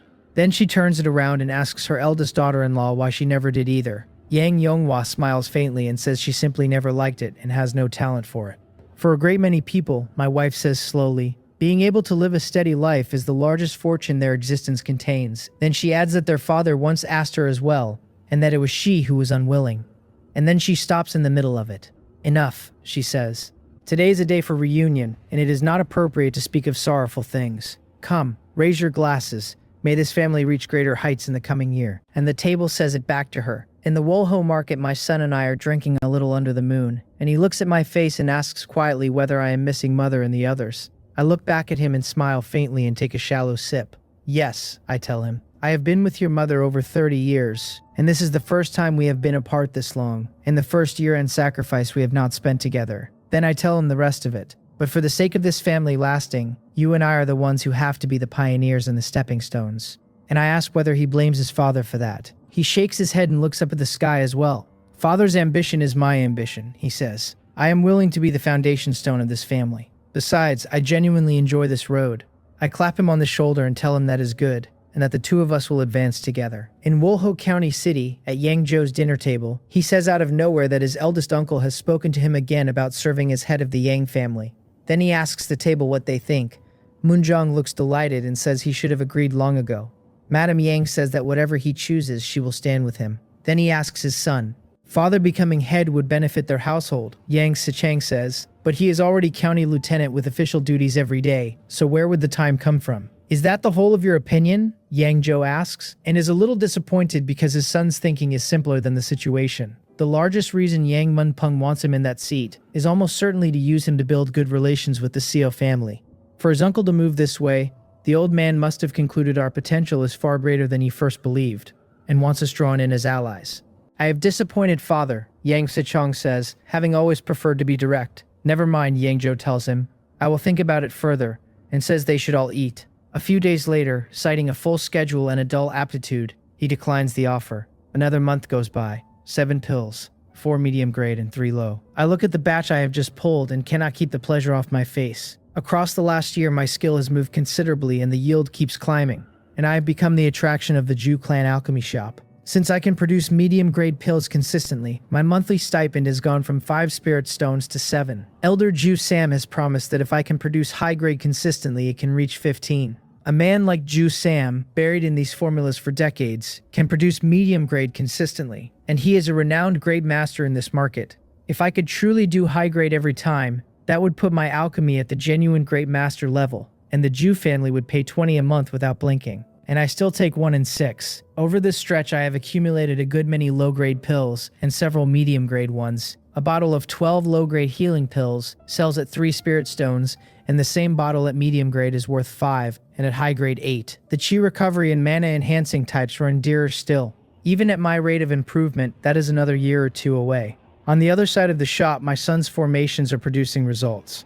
He has managed to carve formation patterns into spiritual iron with his divine thought, and has started trying to lay a spirit-gathering formation, which is the foundation of it. Only by combining 6 chi induction formations and linking them with spirit-gathering patterns does a full spirit-gathering formation come into being. The iron he is working with is the lowest grade of spiritual material, and holds less than 1/10 of the spiritual chi in a single spirit stone. Even a successful formation will be weak. If a man could lay a grand formation across the nodes of a spiritual vein, or across the shape of real mountains and rivers, that would be another matter. A formation like that has the power to burn hills and boil seas. Formations at that level are not written down in an introductory book. The more profound a technique or a formation, the harder it is to preserve, and most of what survives as text is low level. He experiments for half a month, buys more material when he runs short, and after several attempts finally carves a complete chi induction formation into a piece of iron. Once it is complete, it pulls on the power of heaven and earth, drawing spiritual chi in from every direction toward the formation eye. Given time, it will put a faint mist into the air. I have finally carved the first one, he says. The cloud and mist grand formation over this market works on the same principle, using chi induction patterns as its base, simply on a scale large enough to gather that much mist. He keeps at it until he can lay a chi induction formation quickly. Then he moves to comprehending the spirit gathering patterns, linking multiple chi induction formations to multiply the gathering speed. After that comes spirit locking, which holds all the spiritual chi inside a given radius so that it does not disperse. The more powerful the spirit gathering formation, the wider the area it can hold. Half a year of grinding at it. Then he lays the crudest possible spirit gathering formation out of several pieces of spiritual iron, tests it on himself, and finds it raises cultivation speed by 0.5%. That is faster than I imagined, he thinks. Could it be that I really do have extraordinary talent for this, exactly as Father said? Then he starts thinking ahead, about refining formation plates or flags, so that a formation can be carried. He hesitates for a long time over whether to commission somebody or learn some basic artifact refining himself. He buys books, 2 spirit stones for an introduction to artifact refining, on the reasoning that even if he cannot learn it, it can sit in the ancestral hall for the descendants of this family to study. The most basic artifact refining is not that difficult. The Tao of artifacts is easy to enter and hard to master, unlike formations and alchemy which are difficult even to begin. 2 months on, he could be called an apprentice at it. And somewhere in the middle of all that, without particularly noticing, his cultivation has reached the 7th layer of chi refining. The chi swallowing mountains and rivers talent gives him something close to a permanent spirit gathering formation of his own. With a true spiritual root on top of it, he is now moving no slower than I am. In fact, without the essence of 100 herbs from my own garden under me, I am slightly slower here than I was at Byokan Pond. I have only recently broken into the 8th layer. What I do have is heaven rewards diligence. As long as I work without stopping, that talent keeps pushing my speed upward. And of everything I have ever been given, it is the one that brought me here. He walks the road of formations, and I walk the road of alchemy. And the further the two of us go into our own subjects, the further we will keep going. One day I go to the 100 Refinements Armory. The workshop master there is surnamed O, a cultivator at the peak of the 8th layer, and the best artifact refiner in the entire market. He is a loose cultivator who settled here 5 or 6 years ago and has taken on 3 to 5 apprentices. A cultivator of 17 or 18 at the 2nd layer sees me come in and greets me with a smile and asks whether the senior wishes to buy an artifact or commission one. I am looking for Workshop Master O to commission one, I tell him, and he goes off through a side passage. Shortly after, a sturdy old man in his 70s or 80s with graying hair comes out and asks how to address me, and I give him the Taoist name. So you are the rising alchemy master from the Jew shop, he says. I have heard a great deal about you. Please sit.